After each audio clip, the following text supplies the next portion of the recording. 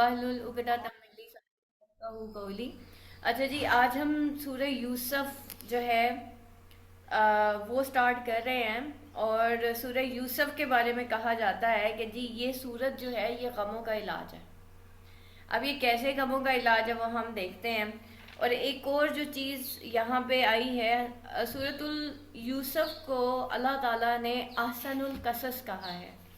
और सूरह यूसुफ के बारे में जो है असल में हुआ ये, जैसे हमने सूरतुल कहफ में भी देखा कि जो मुशरिकीन मक्का थे वो आप सल्लल्लाहु अलैहि वसल्लम से सवाल करते थे कि बताओ ये हज़रत ज़ुल्करनैन के बारे में बताओ, तुम तो हमारी किताबों पे यकीन रखते हो। तो अब उन्होंने सवाल कुछ यूँ किया, जब नबी पाक सल्लल्लाहु अलैहि वसल्लम हर तरह का सवाल का जवाब दे देते थे, तो उन्होंने सवाल कुछ यूँ किया कि अच्छा अब ये बताओ कि हज़रत याकूब अलैहिस्सलाम जो है वो फ़लस्तीन में क्यों थे, और उनका बेटा जो यूसुफ है वो मिस्र में कैसे पहुंच गया। ठीक है, तो अब हमें ये बताओ। तो उनको पता था आप सल्लल्लाहु अलैहि वसल्लम उम्मी हैं। तो अल्लाह ताला ने फिर हज़रत यूसुफ अल्लाह ताला ने फिर सूरह यूसुफ जो है वो नाज़िल फरमाई उन यहूदियों के सवाल के जवाब में, उन मुशरिकीन के सवाल के जवाब में। इसका मतलब ये है कि जब भी अल्लाह ताला जो ईमान वाले लोग होते हैं उनको कोई किसी परेशानी में देखते हैं तो अल्लाह ताला ज़रूर उनका साथ देते हैं और ज़रूर अल्लाह ताला उनको सपोर्ट करते हैं। अब देखें पूरी की पूरी सूरह यूसुफ जो है वो नाजिल हुई और आप सल्लल्लाहु अलैहि वसल्लम ने जब उनको किस्सा यूसुफ सुनाया कि ये जो है ahsanul कसस है, तो वो खुद उठा, वो जो है ना परेशान हो गए कि आप सल्लल्लाहु अलैहि वसल्लम को ये सारी बातें कौन बताता है। अच्छा जी, यहाँ पे देखें अलिफ लाम रा औज़ु बिल्लाहि मिनश शैतानिर रजीम बिस्मिल्लाहिर रहमानिर रहीम। अलिफ लाम रा तिलका आयातुल किताबिल मुबीन, ये आयतें हैं वाज़े किताब की। ठीक है, यानी कि वाज़े किताब, खुली किताब, रोशन किताब जो दलील के साथ अल्लाह ताला ने पेश किया है। देखिए बग़ैर इल्म के बहस हो सकती है और दलील के साथ जो है वो आप एक पूरा जो है एक जंग जो है वो विन कर जाते हैं, वो जीत जाते हैं। अगर दलाइल के साथ बात होगी तो मसला हल होगा। नहीं तो लोग क्या करते हैं कि उनके पास नॉलेज होता नहीं है और बस वो नहीं भाई बस मुझे कुछ नहीं भी पता तो फिर मैंने हर जगह पे बहस करनी है कुछ इस तरह से। लेकिन अल्लाह ताला क्या कह रहे हैं, कुरान की आयतें क्या हैं, ये वाज़े किताब की दलीलें हैं। ठीक है, ये आयतें हैं वाज़े किताब की। और आयत जो है वो रोशनी को भी कहते हैं, आयतें जो हैं वो निशानियों को भी कहते हैं। ठीक है, और मुबीन खुली वाज़े रोशन। बेशक हमने नाजिल किया इस कुरान को अरबी में ताकि तुम सब समझ सको। कौन समझ सकें? जो कुरैश मक्का थे और अहले कुरैश थे या मदीना में जो लोग रहते थे उनकी जो ज़बान थी वो अरबी थी। तो अब अल्लाह ताला उनको कह रहे हैं कि हमने ये कुरान इसलिए नाजिल किया ताकि तुम जो है अरबी में नाजिल किया क्योंकि तुम्हारी जो ज़बान है वो अरबी है और तुम इसको समझ सको। तो यहाँ पे ये अल्लाह ताला जो है वो बता रहे हैं। अब यहाँ पे कुरान करीम के मुखातिब अव्वल, जिनका अव्वल अरब थे, अरबी थे, इसलिए कुरान भी अरबी में नाजिल हुआ। अरबी ज़बान अपनी फसाहत व बलागत और एजाज और अदाए मानी के लिहाज से दुनिया की बेहतरीन ज़बान है। इसलिए अल्लाह ताला ने इसे अशरफुल कुतब यानी कि कुरान मजीद को अशरफुल लुगात यानी कि अरबी में अशरफुल रसुल नबी पाक सल्लल्लाहु अलैहि वसल्लम पर और अशरफुल मलाइका के ज़रिए से नाजिल किया। ठीक है, कुरान मजीद को अरबी में, और अरबी को क्या कहा जाता है, अशरफुल लुगात, ज़बानों में जो सबसे अफजल ज़बान है वो अरबी है। और अरबी में फसाहत और बलागत बहुत ज़्यादा है। बस यही वो चीज़ थी जिसकी वजह से मैंने अरबी सीखी थी, क्योंकि नबी पाक सल्लल्लाहु अलैहि वसल्लम ने फरमाया था कि जो लिसानुल कुरान सीख जाता है ना, कुरान की अरबी सीख जाता है, अल्लाह ताला उसको फसाहत और बलागत जो है वो अता फरमाता है। इसमें कोई शक नहीं है।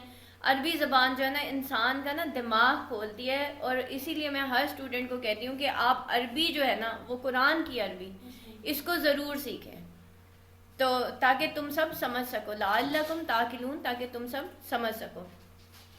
हम बयान करते हैं आप पर बेहतरीन बयान। अब यहाँ पे क्या है, नाहनु नकुस्सु अलैका ahsanul कसस। अल्लाह ताला ने क्या कहा सूरह यूसुफ को कि ये ahsanul कसस है, बेहतरीन स्टोरी है, बेहतरीन कहानी है।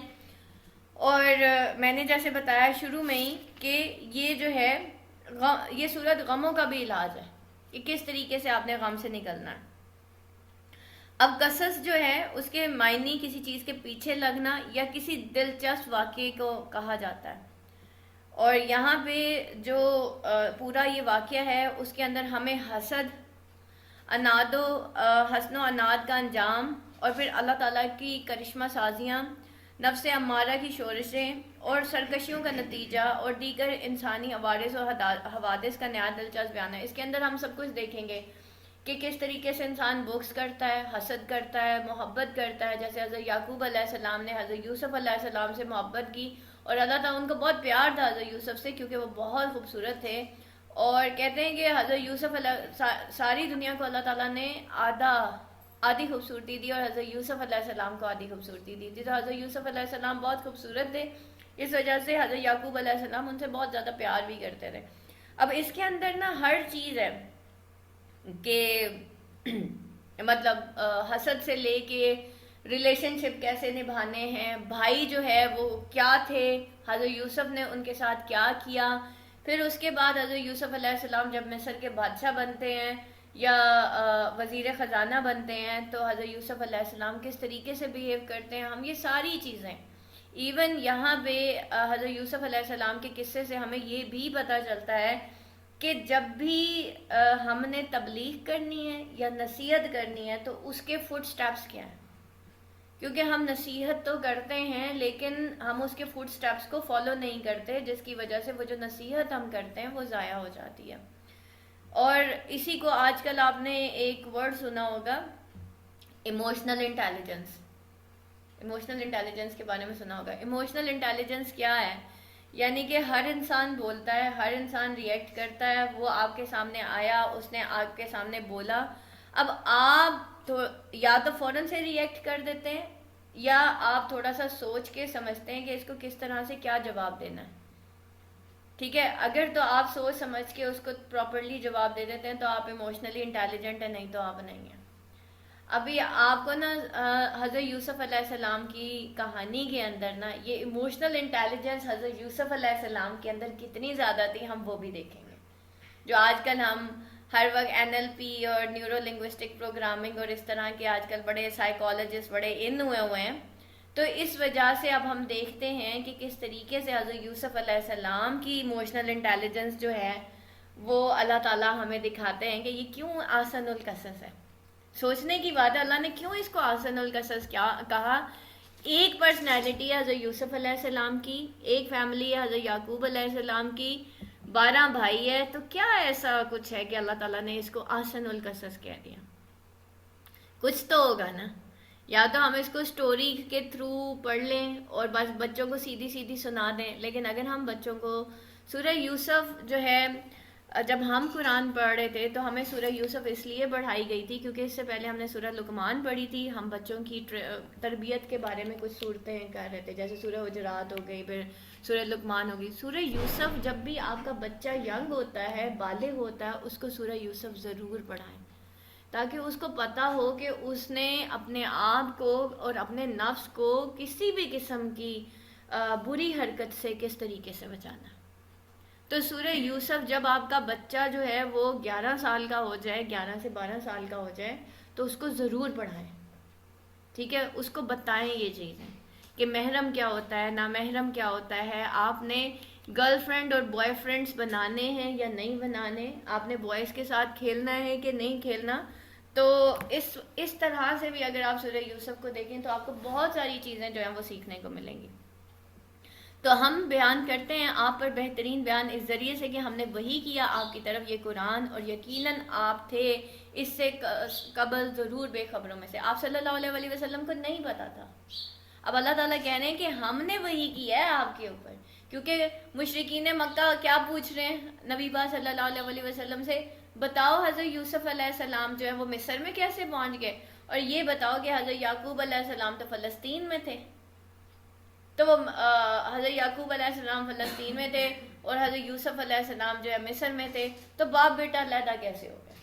تو اس طرح کے وہ کویشچنز کر رہے تھے. اور اب اللہ تعالیٰ کہہ رہے ہیں کہ دیکھو ہم بیان کر رہے ہیں آپ پر بہترین بیان اس ذریعے سے کہ ہم نے وحی کیا آپ کی طرف. اب ہم آپ کو بتا رہے ہیں اصل جو جواب آپ نے ان کو دینا ہے وہ ہم آپ کے اوپر وہی کر رہے ہیں. تو آپ صلی اللہ علیہ وسلم کو غیب کا علم نہیں تھا. ٹھیک ہے, یہ جو ہم کہتے ہیں نا آپ صلی اللہ علیہ وسلم نور ہیں, اور اس طرح سے آپ صلی اللہ علیہ وسلم جو ہے, اب پچھلی بھی ابھی ہم نے جو سورۃ الکہف کا اینڈ کہاں ہوا, نبی پاک صلی اللہ علیہ وسلم نے کہا کہ میں تمہیں جیسا ایک انسان ہوں. تو یہاں پہ یہ کیا ہے کہ آپ صلی اللہ علیہ وسلم نہ کسی کے شاگرد تھے, نہ آپ صلی اللہ علیہ وسلم کو اس طرح سے کچھ جو ہے پتہ تھا. اور پھر یہاں پہ فرمایا گیا کہ جبکہ یوسف نے اپنے باپ سے ذکر کیا, ابا جان میں نے 11 ستاروں اور سورج کو دیکھا. سوری, ہاں, جب اس سے قبل آپ ضرور بے خبروں میں سے تھے, یعنی کہ آپ صلی اللہ علیہ وسلم کو نہیں پتا تھا. اب یہاں پہ کیا ہے, اے محمد اپنی قوم کے سامنے یوسف علیہ السلام کا قصہ بیان کرو جب اس نے اپنے باپ کو کہا, یا جو آگے آ رہا ہے کہ اے میرے ابا جان, بے شک میں نے دیکھا 11 ستاروں کو اور سورج اور چاند کو میں نے دیکھا ان کو اپنا سجدہ کرتے ہوئے.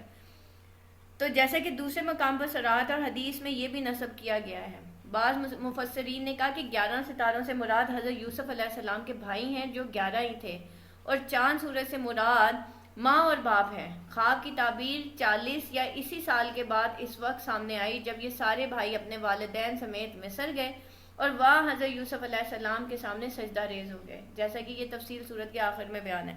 تو اب کیا ہے کہ جبکہ یوسف نے اپنے باپ سے ذکر کیا, بجان میں نے 11 ستاروں کو اور سورج اور چاند کو دیکھا, وہ سب مجھے سجدہ کر رہے ہیں. اور اینڈ پہ اس کی تعبیر ہمیں ملے گی کہ 11 ستارے کون تھے, وہ ان کے اپنے بھائی تھے, اور جو سورج اور چاند تھے وہ والدین تھے, اور پھر وہ مصر میں گئے اور جو ہے سجدہ ریز ہو گئے تھے حضرت یوسف علیہ السلام کے سامنے نا. یعقوب نے کہا, پیارے بچے اپنے اس خواب کا ذکر اپنے بھائیوں سے نہ کرنا, ایسا نہ ہو کہ وہ تیرے سامنے کوئی فریب کاری کریں, شیطان تو انسان کا کھلا دشمن ہے. اب دیکھیں, ہماری جب بھی کوئی اللہ تعالیٰ ہمیں کوئی نعمت دیتا ہے, ہم فوراً سے لوگوں کو بتانا شروع کر دیتے ہیں. اب جیسے ہی حضرت یعقوب علیہ السلام کو تھوڑا سا ہی پتہ چلا, اندازہ ہوا, تو کیا کہا, اپنے بھائیوں کو نہ بتانا. اور ہم کیا کرتے ہیں کہ فوراً سے, اور کون سے بلڈ ریلیشنز ہیں یہ, آپ کے قریبی رشتہ دار ہیں, آپ کے بھائی ہیں, ٹھیک ہے, ان کو نہیں بتانا, کیونکہ شیطان جو ہے وہ تو تمہارا کھلا دشمن ہے. یعنی کہ شیطان تمہارے درمیان میں پھر حسد ڈال دے گا, بغض ڈال دے گا, تو تم نے نہیں بتانا.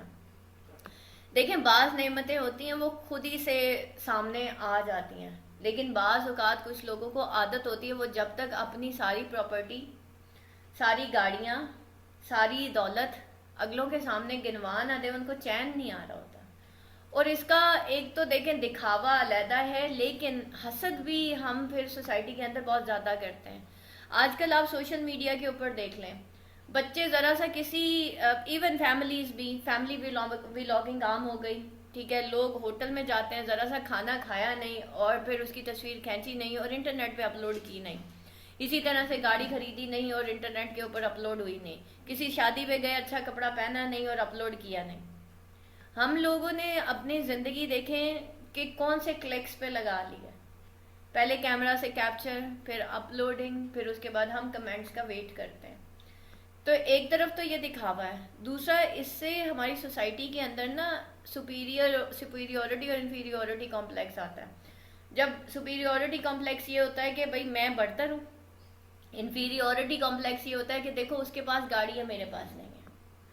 دیکھیں, ایک دفعہ نبی پاک صلی اللہ علیہ وسلم جو ہے نا عید کا دن تھا, اور ایک صحابی جو ہے اپنے بیٹے کو نا پیار کر رہے تھے, اور سامنے ہی ایک یتیم بچہ کھڑا ہوا تھا. تو آپ صلی اللہ علیہ وسلم نے منع فرمایا کہ اپنے بچے کو نا اس کے سامنے پیار نہیں کرو. اسی طرح ہم نہیں دیکھتے کہ سامنے کوئی بیوہ عورت بیٹھی ہے اور ہم میرڈ ہیں, تو ہمیں تھوڑا سا خیال کرنا چاہیے, ٹھیک ہے. جب آپ کے ہسبینڈ آپ کے ساتھ ہوں تو آپ تھوڑا سا, لوگ کافی اوپن ہو جاتے ہیں ایز اے میاں بیوی بھی.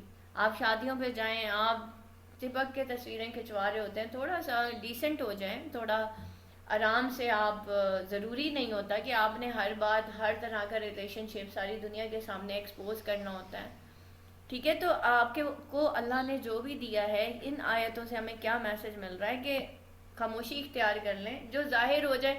آپ کے بچوں کی تعداد ہے, ظاہر ہو گئی جی, آپ کہیں گئے, ظاہر ہو گئی, لیکن کچھ چیزیں ایسی ہوتی ہیں کہ آپ خود سے نہ بتائیں. اب خواب تھا حضرت یوسف علیہ السلام خود سے بتاتے تو پتہ چلتا، ادروائز نہیں. اسی طریقے سے ہماری بہت ساری اور چیزیں ہوتی ہیں کہ اگر ہم خود سے بتائیں گے نعمتیں تو لوگوں کو پتہ چلیں گی، ادروائز نہیں. تو صرف معاشرے میں بگاڑ پیدا نہ ہو، لوگ احساس کمتری کا شکار نہ ہو، اس وجہ سے ہمیں منع فرمایا گیا. اور پھر اسی سے حسد، بغض، اور آپ کو پتہ ہے یہ جو نظر بد ہے یہ بھی حاسدین کی ہوتی ہے. ٹھیک ہے. اور نظر بد کے بارے میں کہ یہ اونٹنی کو جو ہے وہ ہانڈی تک پہنچا دیتی ہے، یعنی کہ انسان کی ڈیتھ بھی ہو سکتی ہے. ٹھیک ہے. کچھ چیزیں ہیں نا کہ ویسے تو ڈیتھ اپنی جگہ اپنے ٹائم پہ ہونی ہے، لیکن حسد ایک ایسی چیز ہے. دو چیزیں نا تقدیر کو پھاڑ دیتی ہیں، پلٹ دیتی ہیں. نمبر ایک دعا، نمبر دو یہ نظر بد. ٹھیک ہے.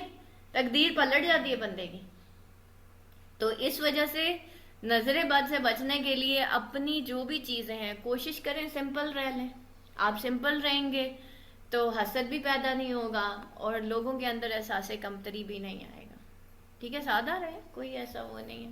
ٹھیک ہے. کم جگہوں پہ جتنا آپ سمپل رہیں گے اتنا بہتر ہے. وہی بات ہے کہ آ بیل مجھے مار. ٹھیک ہے. جتنا آپ اپنی نعمتیں ایکسپوز کریں گے، اپنا پیسہ ایکسپوز کریں گے، اتنے آپ کے لیے پرابلمس پھر زیادہ ہوتے ہیں. ٹھیک ہے. تو اس لیے اور پھر کیا ہے اپنے بھائیوں کو نہ کہ شیطان جو ہے وہ کیا ہے، بے شک شیطان کھلا دشمن ہے.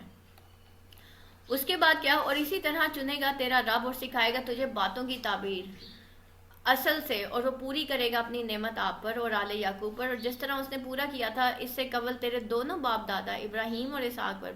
بے شک تیرا رب خوب جاننے والا اور بہت حکمت والا ہے. آپ کیا کہنے ہیں حضرت یعقوب علیہ السلام؟ دیکھو ایک تو تم نے بتانا نہیں ہے، اور اسی طرح تمہارا جو پروردگار ہے وہ کیا کرے گا، وہ منتخب کرے گا کس کو؟ تجھے. اور تجھے معاملہ فہمی یا خوابوں کی تعبیر بھی سکھائے گا. یہ اللہ تعالیٰ تمہارے ساتھ کرے گا. اب حضرت یعقوب علیہ السلام حضرت یوسف علیہ السلام کو جو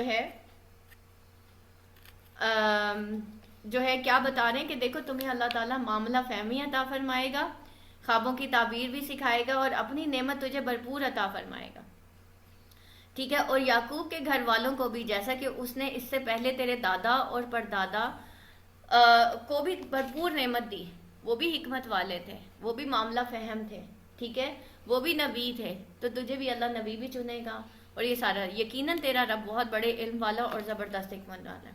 اب کیا دیکھیں نا، ایک خواب ہے، اور خواب جو ہے دیکھیں پہلے ہوتے تھے کہ خواب سچے ہوتے تھے، اور اب کیا ہے نبی پاک صلی اللہ علیہ وسلم نے کہا کہ جو خواب ہے نا، خواب کی جو تعبیر ہے، جب بھی ہم کسی کو سناتے ہیں نا تو جو پہلا بندہ ہوتا ہے نا جو اس کی تعبیر کر دیتا ہے تو خواب کی تعبیر ویسی ہی ہو جاتی ہے. تو کوشش کریں کہ جو بھی خواب آئے نا 2 رکعت نماز نوافل پڑھ کے نا اللہ کے حوالے کر دیا کریں، کسی کو بتایا نہیں کریں. یقیناً یوسف اور اس کے بھائیوں میں دریافت کرنے والوں کے لیے بڑی نشانیاں ہیں. جبکہ انہوں نے کہا، یعنی کہ اس قصے میں اللہ تعالیٰ کی عظیم قدرت اور نبی پاک صلی اللہ علیہ وسلم کی نبوت کی صداقت کی بھی بہت بڑی نشانیاں ہیں. جبکہ انہوں نے کہا یوسف اور اس کا بھائی بنسبت ہمارے باپ کو بہت زیادہ پیارے ہیں. کون؟ بنیامین. یہ دونوں بھائی بہت پیارے ہیں، سوتیلے تھے نا، تو بہت پیارے ہیں، حالانکہ ہم طاقتور جماعت. اب یہ آپس میں بھائی بات کر رہے ہیں کہ بھائی یہ پیارے ہیں. ابھی اپنی نعمتیں ظاہر نہیں کی، لیکن صرف اس لیے کہ باپ زیادہ پیار کرتا تو ان کے دلوں میں حسد پیدا ہو گیا. کوئی شک نہیں ہمارے ابا سری غلطی میں ہیں.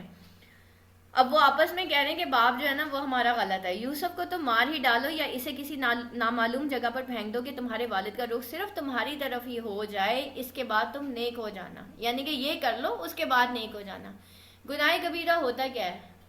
گناہ کبیرہ کوئی شراب، جوا یا گانے باجے نہیں ہوتا. گناہ کبیرہ وہ بھی گناہ کبیرہ ہے، لیکن گناہ کبیرہ ہر وہ گناہ ہے جو ہم جان بوجھ کے کرتے ہیں. ہر اس گناہ کو جو گناہ صغیرہ ہوتے ہیں نا جو اللہ تعالیٰ خود سے معاف کر دیتے ہیں، وہ ہم سے جو بھول چوک میں جو گناہ ہو جاتے ہیں نا ان کو کہتے ہیں گناہ صغیرہ.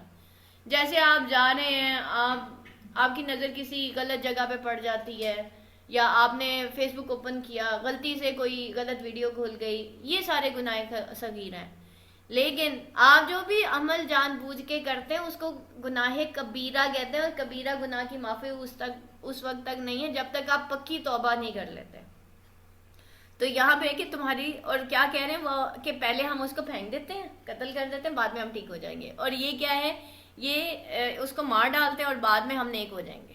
اور ہم بھی بہت سارے گناہ یہ سوچ کے کرتے ہیں۔ ان میں سے ایک نے کہا یوسف کو قتل تو نہ کرو بلکہ اسے کسی اندھے کنویں کی تہ میں ڈالاؤ کہ اسے کوئی آتا جاتا قافلہ اٹھا لے جائے گا، اگر تمہیں کرنا ہی ہے تو یوں کرو۔ انہوں نے کہا ابا آخر آپ یوسف علیہ السلام کے بارے میں ہم پر اعتبار کیوں نہیں کرتے، ہم تو اس کے خیر خواہ ہیں۔ اب وہ کیا ہے، ابا جان سے جو ہے وہ اجازت لینے آئے ہیں، اور ابا جان کے پاس جا کے کہتے ہیں کہ بھئی آپ کو ہمارے اوپر یقین نہیں ہے کہ ہم اپنے بھائی کو جو ہے پھینک دیں گے، ہم تو اس کے بہت زیادہ خیر خواہ ہیں۔ تو انہوں نے کہا آخر آپ کل آپ اسے ضرور ہمارے ساتھ بھیج دیجئے کہ خوب کھائے پیے اور کھیلے، اس کی حفاظت کے ہم ذمہ دار ہیں۔ ہمارے ساتھ خوب کھائے گا، پیے گا، کھیلے گا، ہم انجوائے کریں گے، ہم پکنک پہ جا رہے ہیں۔ تو یعقوب علیہ السلام نے کہا اسے تمہارا لے جانا مجھے سخت صدمہ دے گا، اور مجھے یہ بھی کھٹکا لگا رہے گا کہ تمہاری غفلت میں اسے بھیڑیا کھا جائے۔ انہوں نے جواب دیا ہم جیسی زور آور جماعت کی موجودگی میں اگر اسے بھیڑیا کھا جائے تو ہم بالکل نکمے ہی ہوئے۔ پھر جب اسے لے چلے اور سب نے مل کر ٹھان لیا کہ اسے غیر آباد گہرے کنویں کی تہ میں پھینک دیں، ہم نے یوسف علیہ السلام کی طرف وحی کی کہ یقیناً وقت آ رہا ہے کہ تو انہیں اس ماجرے کی خبر اس حال میں سنا دے گا کہ وہ جانتے ہی نہ ہوں گے۔ اچھا جی، اب سب سے پہلے تو امپورٹنٹ چیز یہ ہے کہ ان کے ذہن میں ایک شیطانی خیال آیا، شیطان نے ان کے دماغ میں وسوسہ ڈالا، اور پھر انہوں نے نیت کی، اور نیت کے بعد ایک گناہ کے بعد دوسرا گناہ، جھوٹ بولا، پلاننگ کی، سارا کچھ کیا، اور اب وہ لے گئے حضرت یوسف، اور حضرت یوسف علیہ السلام کی طرف پھر اللہ تعالیٰ نے کیا وحی کی کہ جب سوچے سمجھے منصوبے کے تحت انہوں نے یوسف علیہ السلام کو کنویں میں پھینک دیا، تو اللہ تعالیٰ نے حضرت یوسف علیہ السلام کی تسلی اور حوصلے کے لیے وحی کی کہ گھبرانے کی ضرورت نہیں، ہم تیری حفاظت ہی نہیں کریں گے بلکہ ایسے بلند مقام پر تجھے فائز کریں گے کہ یہ بھائی بھیک مانگتے ہوئے تیری خدمت میں حاضر ہوں گے۔ پھر تو انہیں بتائے گا کہ تم نے اپنے ایک بھائی کے ساتھ اس طرح کا سنگ دلانہ معاملہ کیا تھا جسے سن کر وہ حیران اور پشیمان ہو جائیں گے۔ حضرت یوسف علیہ السلام اس وقت بچے تھے، لیکن جو بچے نبوت پر سرفراز ہونے والے ہوں ان پر بچپن میں بھی وحی آ جاتی ہے، جیسے حضرت عیسیٰ اور یحییٰ، وہ ان کے اوپر بھی حضرت عیسیٰ علیہ السلام بول پڑے تھے نا گود میں، اسی طرح حضرت یحییٰ علیہ السلام پیدا ہونے سے پہلے ہی جو ہے پتہ چل گیا تھا کہ وہ نبی ہیں۔ حضرت زکریا نے دعا مانگی تھی تو حضرت یحییٰ علیہ السلام پیدا ہوئے تھے نا، تو اور پیدا ہونے سے پہلے ہی اللہ تعالیٰ نے کیا کہا تھا کہ تیرا ایک بیٹا ہوگا اور وہ نبی ہوگا، تو بچپن میں ہی ان کے اوپر وہی آ گئی تھی، وہ نبی تھے اور وہ پیدائشی نبی تھے، دونوں ہی، ٹھیک ہے۔ تو اس طرح سے حضرت یوسف علیہ السلام کے اوپر بھی بچپن میں ہی وہی نازل ہو گئی۔ اب یہاں پہ دیکھیں اللہ تعالیٰ جو ہے نا اپنے بندوں کو چھوڑتا نہیں ہے، سب سے امپورٹنٹ چیز یہ ہے کہ اب اس وقت وہی آ رہی ہے، وہ یہ بھی تو کہہ سکتے تھے یا اللہ یہ مجھے کہاں، میں کدھر، اور یہ کیا ہو رہا ہے میرے ساتھ، میرا مطلب میں نبی ہوں یا میرے اوپر وہی آ گئی ہے اور یہ لوگ میرے ساتھ ایسے کر رہے ہیں، تو وہ گلہ بھی تو اللہ سے کر سکتے تھے۔ حضرت یعقوب علیہ السلام بادشاہ تھے، حضرت یوسف علیہ السلام ایک بادشاہ کے بیٹے تھے، ٹھیک ہے، اور ایک بادشاہ کے بیٹے کے ساتھ اس طرح ہونا، ایک عام غریب انسان تو چلیں کنویں میں رہ لیتا ہے، ایک بادشاہ کا بیٹا جو ہے اب وہ صبر کر رہا ہے، اور وہ ساری زندگی اب غلامی کی زندگی، جس طریقے سے انہوں نے اپنی جوانی تک غلام رہے، یہ بہت بڑی بات ہے۔ اور اس میں ایک اور بہت بڑی چیز ہوتی ہے کہ جو بچے کی ہم پرورش کر دیتے ہیں نا، اس کے ذہن میں ڈال دیتے ہیں، وہ ویسا ہی رہتا ہے۔ چین میں نا ایک دفعہ یہ ریئل واقعہ ہے کہ چین میں ایک شخص تھا، ہمارا ایک بادشاہ تھا، اس کی سلطنت پلٹ گئی تھی نا، یعنی کہ کسی دوسرے ملک نے آ کے ان کے اوپر حملہ کر دیا تھا، تو انہوں نے سب کو قتل کر دیا، صرف ایک بچہ ان کا زندہ رکھا جو کہ کوئی 7 سے 8 سال کا تھا، ٹھیک ہے، 8-9 سال کا۔ انہوں نے 3 سے 7 سال اس بچے کو قید میں رکھا، وہ بچہ وہیں اسی قید میں جوان ہوا، اور انہوں نے اس لیے اس کو رکھا کہ ہم اس کو عبرت بنا دیں گے۔ جب وہ بچہ جو ہے جوان ہوا، انہوں نے اس کے سامنے ہر طرح کی غلط چیزیں، ایون لڑکیاں، شراب، نشہ، ہر چیز اس کے سامنے رکھی، لیکن وہ اس بچے نے، اس بادشاہ کے بیٹے نے کسی غلط چیز کو ہاتھ نہیں لگایا۔ ایک دن نا وہ جو وہاں پہ سپاہی کھڑا تھا، وہ کہتا ہم تمہیں اتنی گندی گندی چیزیں دکھاتے ہیں، اتنی بے حیائی والی چیزیں دکھاتے ہیں، لیکن تم کسی چیز کو ٹچ نہیں کرتے، ہاتھ نہیں لگاتے۔ تو اس نے کہا میں اس لیے ان کو ہاتھ نہیں لگاتا کیونکہ میں نے بادشاہ بننا ہے. اور پھر وہ لڑکا پھر بادشاہ بنا تھا, وہ آزاد ہوا تھا, اس کے بعد اس نے دوبارہ سے وہ سلطنت چھینی تھی اور وہ بادشاہ بن گیا تھا. ٹھیک ہے, تو بعض جو ہوتا ہے نا انسان بچپن سے ہی یہ سوچ لیتا ہے کہ میں نے کرنا کیا ہے, اور یہ 8 سے 9 سال کی ایج میں, 10 سال کی ایج میں, 11 سال کی ایج میں بچے کا جو دماغ ہے وہ اس چیز کے اوپر فٹ ہونا شروع ہو جاتا ہے کہ مجھے اپنی زندگی میں کرنا کیا ہے. جو صحیح بچے ہوتے ہیں نا, جو حق پرست بچے ہوتے ہیں, تو ہم نے اب اپنے بچوں کو کیا کرنا ہے, ہم نے ان کو صرف حق و باطل کی پہچان دینی ہے تاکہ وہ اپنا مائنڈ سیٹ ایک ہی دفعہ بنا لیں کہ مجھے بادشاہ بننا ہے. اللہ تعالیٰ نے کیا کہنا ہے, تو بادشاہ بنے گا, یہ سارے تیرے قدموں میں آئیں گے, اور یہ سارا ہم بھی اپنے بچوں کو کہتے ہیں دیکھو تم نے یہ کرنا ہے, پھر تم ڈاکٹر بن جاؤ گے, اور اسی مائنڈ سیٹ پہ آپ کا بچہ پھر چلتا ہے ساری عمر. ٹھیک ہے, تو یہ بیسیکلی اللہ تعالیٰ حضرت یوسف علیہ السلام کا مائنڈ سیٹ ریڈی کر رہے ہیں کہ دیکھو تمہیں کرنا کیا, اور تم کیوں کنویں میں پھینکے گئے ہو, کیونکہ تمہیں تو میں نے بادشاہ بنانا ہے. ٹھیک ہے, یعنی کہ بڑے عہدے کے لیے آزمائشوں سے گزرنا پڑتا ہے. تو اس کے بعد کیا ہوا, اور وہ جانتے ہیں, تو اسی ماجے کی خبر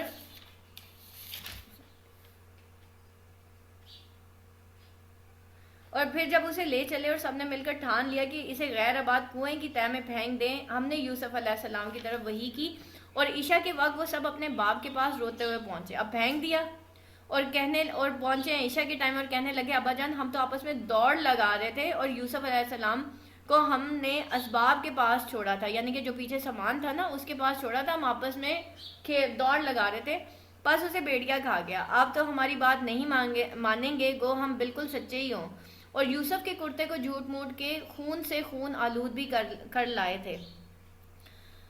یہاں پہ دیکھیں, آپ چاہے جتنے مرضی سچے ہیں, آپ چاہے جتنی مرضی حق پہ ہیں, بعض اوقات ہم ایک بات کرتے ہیں کہ دیکھو میں اس کے ساتھ اتنا اچھا کرتی ہوں, یہ پھر بھی میرا نہیں ہوتا. جس نے آپ کا نہیں ہونا اس نے آپ کا کبھی نہیں ہونا. میرے ابو کہتے ہیں اس کا منہ ہے اس کو بولنے دو. جو آپ کو نہیں اچھا سمجھتا نا وہ آپ کو کبھی بھی اچھا نہیں سمجھے گا, آپ چاہے سونے کے ہی کیوں نہ ہو جائے. حضرت یوسف علیہ السلام نے کیا تکلیف دی تھی جو بھائیوں نے ایسا کیا تھا. تو آپ کے اچھے ہو جانے سے یہ کوئی فارمولہ نہیں ہے کہ دنیا بھی آپ کے ساتھ اچھی ہو جائے گی. تالی دونوں ہاتھوں سے بجتی ہے, صرف ایک کے اچھے ہونے سے کوئی نہیں آپ کے رشتے نبھتے, دونوں طرف سے اچھا ہوگا تو پھر ہوگا. اور اگر آپ حق پہ ہیں تو پھر اس طرح کے جو ہے آپ لوگوں کے اختلافات, وہ بھی اسپیشلی اپنے بلڈ ریلیشن سے, یہ آپ کو فیس کرنے پڑیں گے. ٹھیک ہے, تو اللہ تعالیٰ ہمارا مائنڈ سیٹ ریڈی کر رہا ہے, اور اللہ تعالیٰ دوسری طرف نبی پاک صلی اللہ علیہ وسلم جو پریشان ہیں اور ان کے اپنے چچا آپ صلی اللہ علیہ وسلم کے مخالف ہو چکے ہیں, ان کے اپنے رشتہ دار آپ صلی اللہ علیہ وسلم کے مخالف ہو چکے ہیں, تو اب اللہ تعالیٰ ان کو بتا رہے ہیں کہ دیکھو تمہیں تو تمہارے رشتہ داروں نے کنویں میں تو نہیں پھینکا نا, تم تو اہل قریش میں سے ہو نا, تمہیں تو کسی نے غلام نہیں بنایا نا. ٹھیک ہے, کیونکہ نبی پاک صلی اللہ علیہ وسلم ایک قریش کے بہت اعلیٰ خاندان میں پیدا ہوئے تھے, کسی غریب خاندان میں پیدا نہیں ہوئے تھے آپ صلی اللہ علیہ وسلم. ٹھیک ہے, تو یہاں پہ اور کہنے لگے ابا جان ہم تو آپس میں دوڑ, اور یوسف کے کرتے کو جھوٹ موٹ کے خون سے خون آلود بھی کر لائے تھے. اور مطلب اس طرح کے لوگ جو مرضی کر لیں, وہ آپ کے اوپر باتیں بنانے سے باز نہیں آئیں گے. آپ ایک چیز کہیں گے وہ ایک اور بات آپ کے اوپر, آپ کے بارے میں گھڑ لیں گے. اور پھر اس طرح کے لوگ جو ہیں وہ پلاننگ بھی بہت بری کرتے ہیں. جو آپ سے حاسد ہوتے ہیں نا, وہ آپ کے خلاف بہت بری پلاننگ بھی کرتے ہیں, آپ کو بدنام بھی کرتے ہیں. یہ سارا کچھ, یہ سیم وہی سارا کچھ چل رہا ہے کہ اور یہ سارا سٹارٹ کہاں سے ہوتا ہے, حسد سے ہوتا ہے. اور یوسف کے کرتے کو جھوٹ موٹ, اور باپ نے کہا یوں نہیں بلکہ ہم نے تو اپنے دل ہی سے یہ بات بنا لی ہے, تم نے اپنے دل ہی سے یہ بات بنا لی ہے, بس صبر ہی بہتر ہے. اب دیکھیں یہاں پہ نا صبر یعقوب جو ہے, آپ نے سنا ہوگا کہ صبر یعقوب, یہ ایک کہ بھئی حضرت یعقوب نے ایکسٹریم صبر کیا تھا پھر.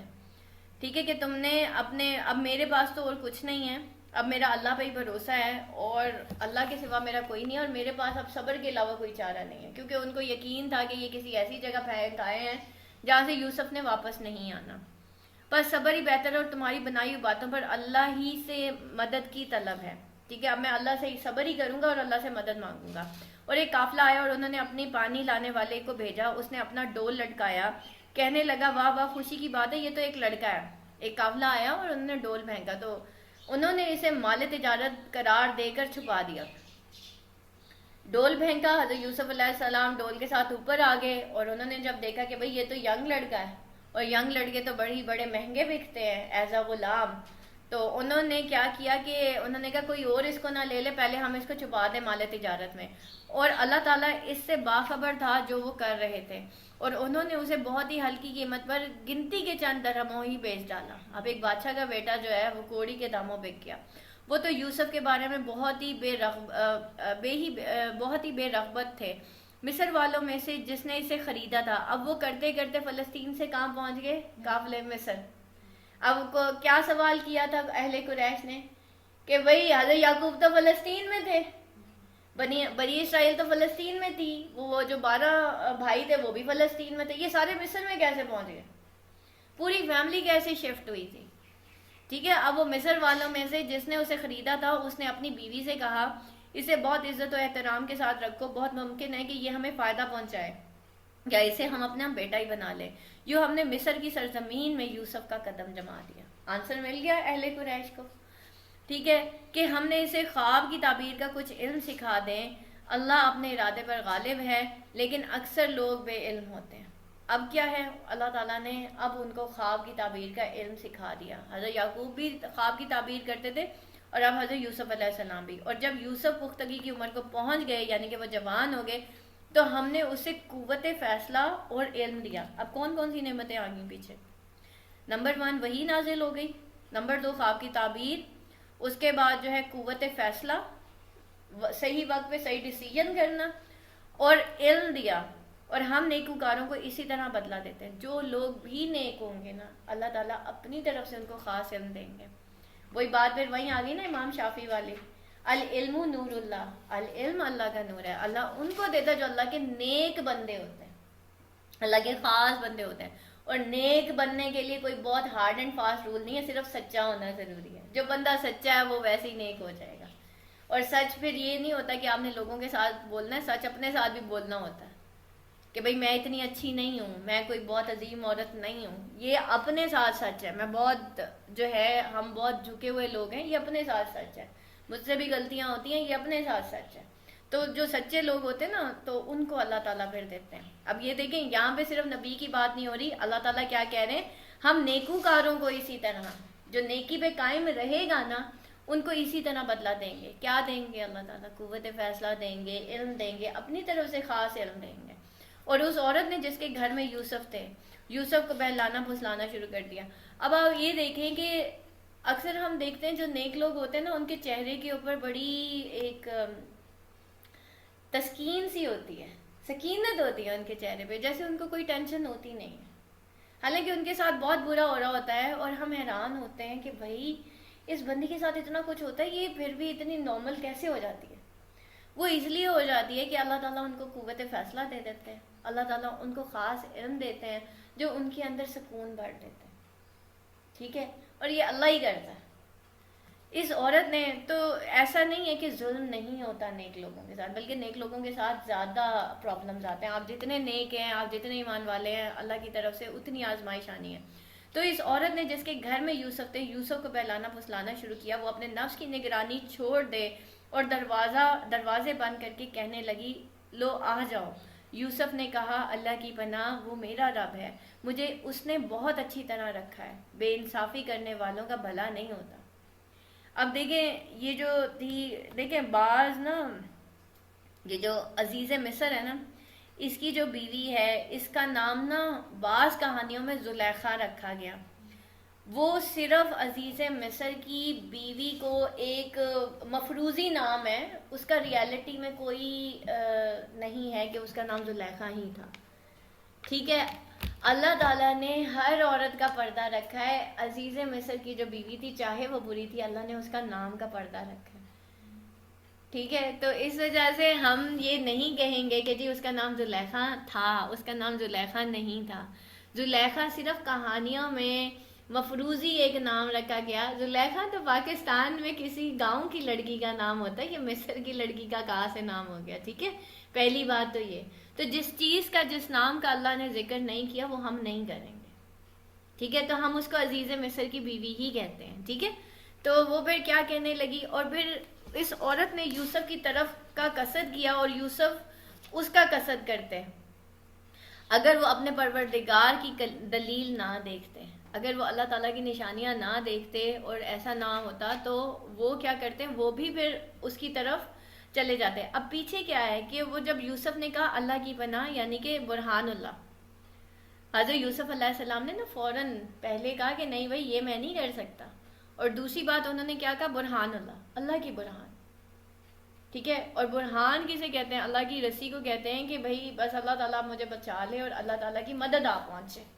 ٹھیک ہے، تو انہوں نے پہلے سب سے پہلے اپنے آپ کو روکا. پہلا ارادہ انہوں نے خود کیا کہ مجھے یہ نہیں کرنا. کیوں؟ کیونکہ وہ تو خود بادشاہ کے بیٹے تھے، پھر نبی تھے، اور پھر انہوں نے کہا کہ نہیں یہ والا جو کام ہے نا یہ میں نہیں کر سکتا. ٹھیک ہے، تو وہ میرا رب ہے، مجھے اس نے بہت اچھی طرح رکھا ہے، میرے رب نے مجھے اتنا اچھا رکھا ہے، مجھے اللہ نے اتنی نعمتیں دی ہیں، تو مجھے ذرا سی برائی کیا میں نہیں کرنی ہے. دیکھیں مرد کے لیے جو سب سے اٹریکٹیو چیز ہوتی ہے نا دنیا میں وہ عورت ہوتی ہے، عورت مرد کی کمزوری ہوتی ہے.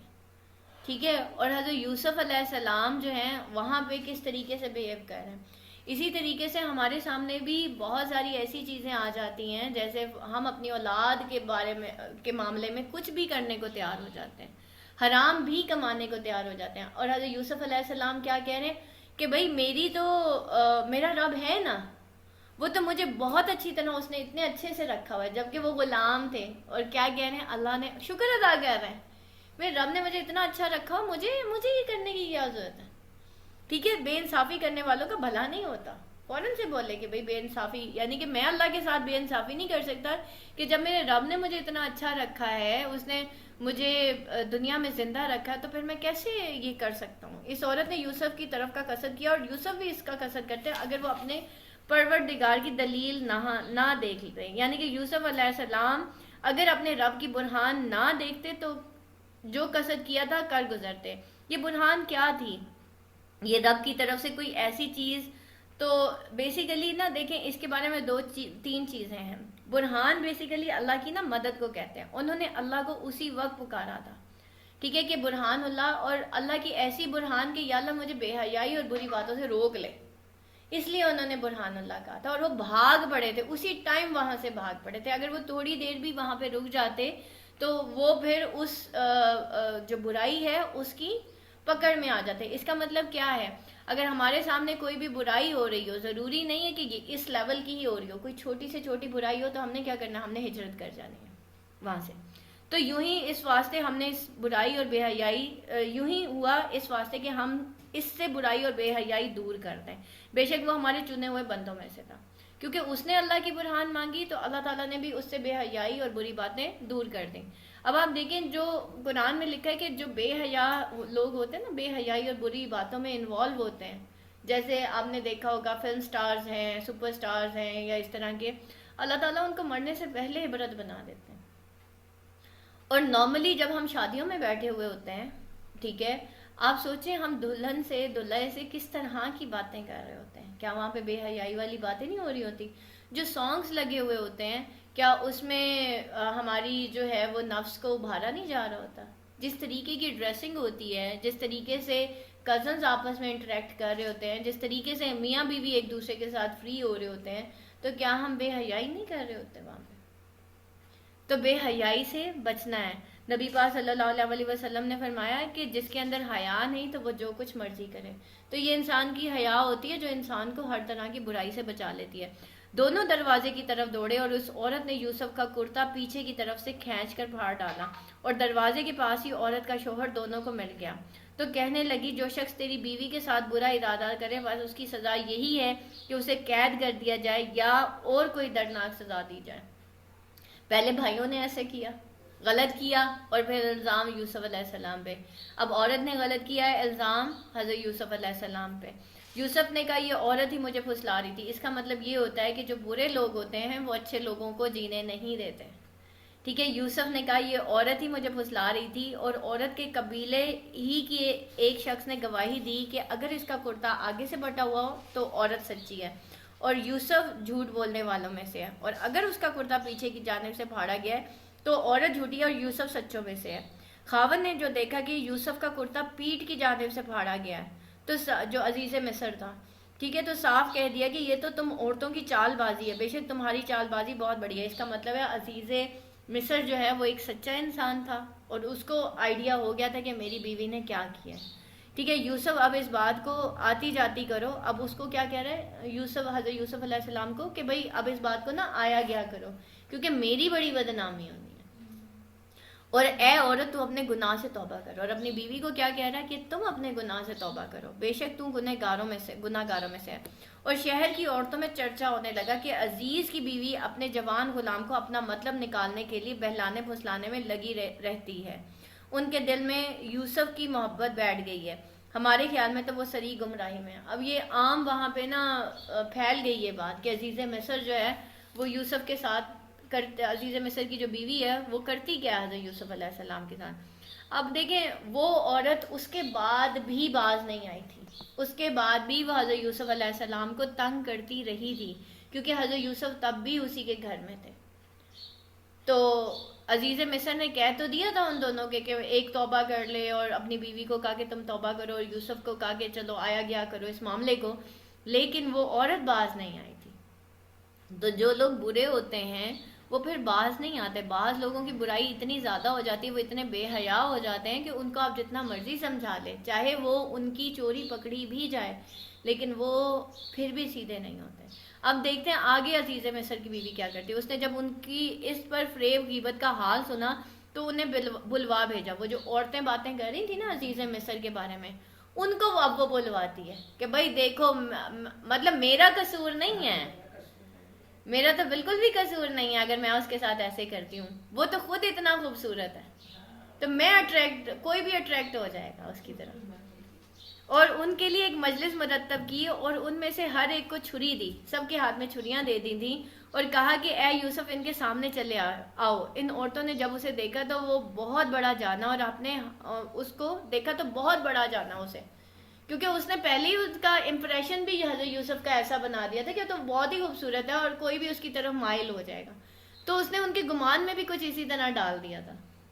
ٹھیک ہے، تو پہلے سے ان کی مائنڈ میپنگ اس عورت نے ہاں سیب بھی. اور انہوں نے کیا کیا، انہوں نے اپنے ہاتھ کاٹ لیے تھے جیسے ہی حضرت یوسف کے سامنے آئے، ان کے سامنے آیا، اور زبان سے نکل گیا کہ ہاشا اللہ، یہ انسان تو ہرگز نہیں ہے، یہ تو یقیناً کوئی بہت ہی بزرگ فرشتہ ہے. تو اچھا ان عورتوں نے کیا کہا یہ بزرگ فرشتہ ہے، انہوں نے یہ نہیں کہا کہ، لیکن حضرت یوسف علیہ السلام اصل میں خوبصورت بہت تھے کہ پوری دنیا کا نصف جو حسن تھا نا اللہ تعالیٰ نے حضرت یوسف علیہ السلام کو دیا. یہ صحیح مسلم کتاب الایمان باب الاسراء اس میں بتایا گیا، حدیث ہے یہ. تو یعنی حضرت یوسف علیہ السلام کی جلوہ رائی دیکھ کر ایک تو ان کی عظمت و جلال شان کا اعتراف کیا، اور دوسرے ان پر بے خودی اور کی ایسی کیفیت آ رہی ہوئی کہ چھریاں اپنے ہاتھوں پر چلا لی، اس سے ان کے ہاتھ زخمی اور خون آلودہ ہو گئے.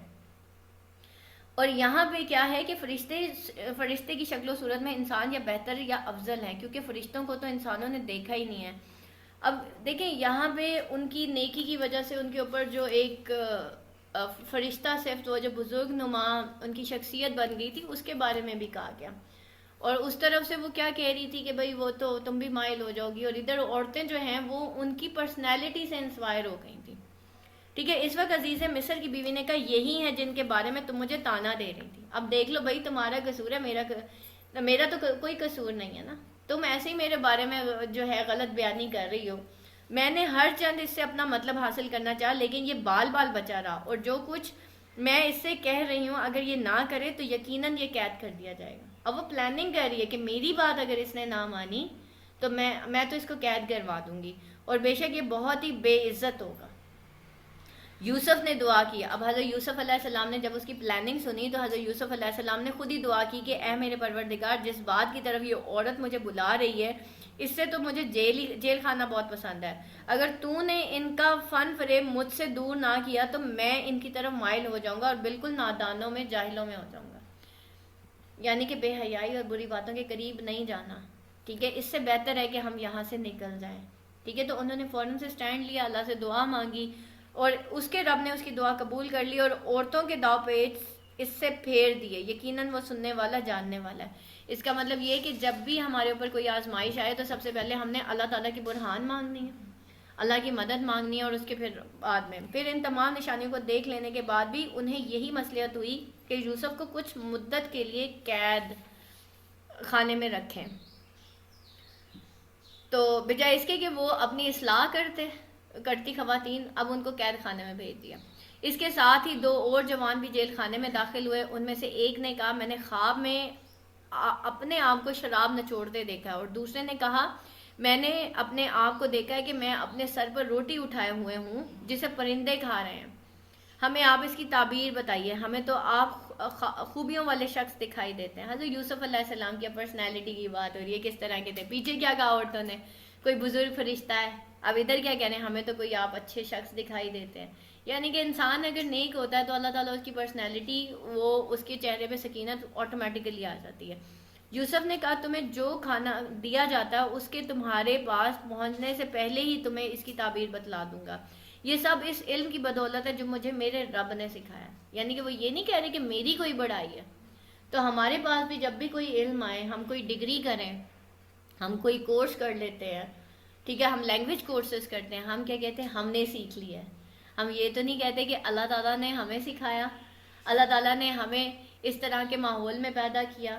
تو یہاں پہ بھی وہ اپنے رب کی شکر گزاری کر رہے ہیں۔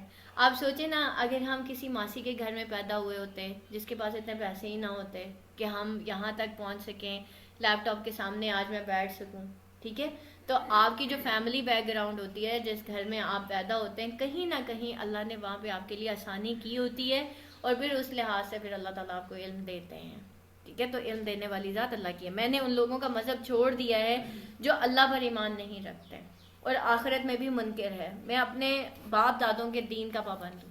کیا وہ یاد کر رہے ہیں اپنے باپ دادا کو کہ بھائی وہ نبی ہیں، میں بھی نبی ہوں، میں ان کے دین کا پابند ہوں، یعنی ابراہیم اور اسحاق اور یعقوب کے دین کا۔ ہمیں ہرگز یہ سزاوار نہیں کہ ہم اللہ تعالیٰ کے ساتھ کسی کو بھی شریک کریں۔ ان کو یہ باور کرا رہے ہیں کہ مجھے خدا نہ سمجھنے لگ جانا، مجھے کوئی فرشتہ نہ سمجھنے لگ جانا، میں تو اس دین پہ ہوں جو حضرت یعقوب، حضرت ابراہیم اور میرے باپ دادوں کا ہے، حضرت اسحاق کا ہے۔ ہم پر اور تمام اور لوگوں پر اللہ تعالیٰ کا یہ خاص فضل ہے، یہ اللہ تعالیٰ کی طرف سے ہماری فیملی کے اوپر، ٹھیک ہے، اور لیکن اکثر لوگ ناشکری کرتے ہیں۔ اے میرے قید خانے کے ساتھیوں، کیا متفرق کئی ایک پروردگار بہتر ہیں، یا ایک اللہ زبردست طاقتور ہے؟ اب ایک طرف تو ان سے باتیں کر رہے ہیں، ٹھیک ہے، دوستی کر لی، خواب کی تعبیریں بتا رہے ہیں، کیا پہلے ہی کہہ دیا تھا کہ ایک اللہ کو مانو؟ اب کہہ رہے ہیں کہ اللہ، اے میرے قید خانے کے ساتھیوں، کیا اللہ تعالیٰ ایک ہی بہتر ہے یا بہت سارے متفرق ہوں گے؟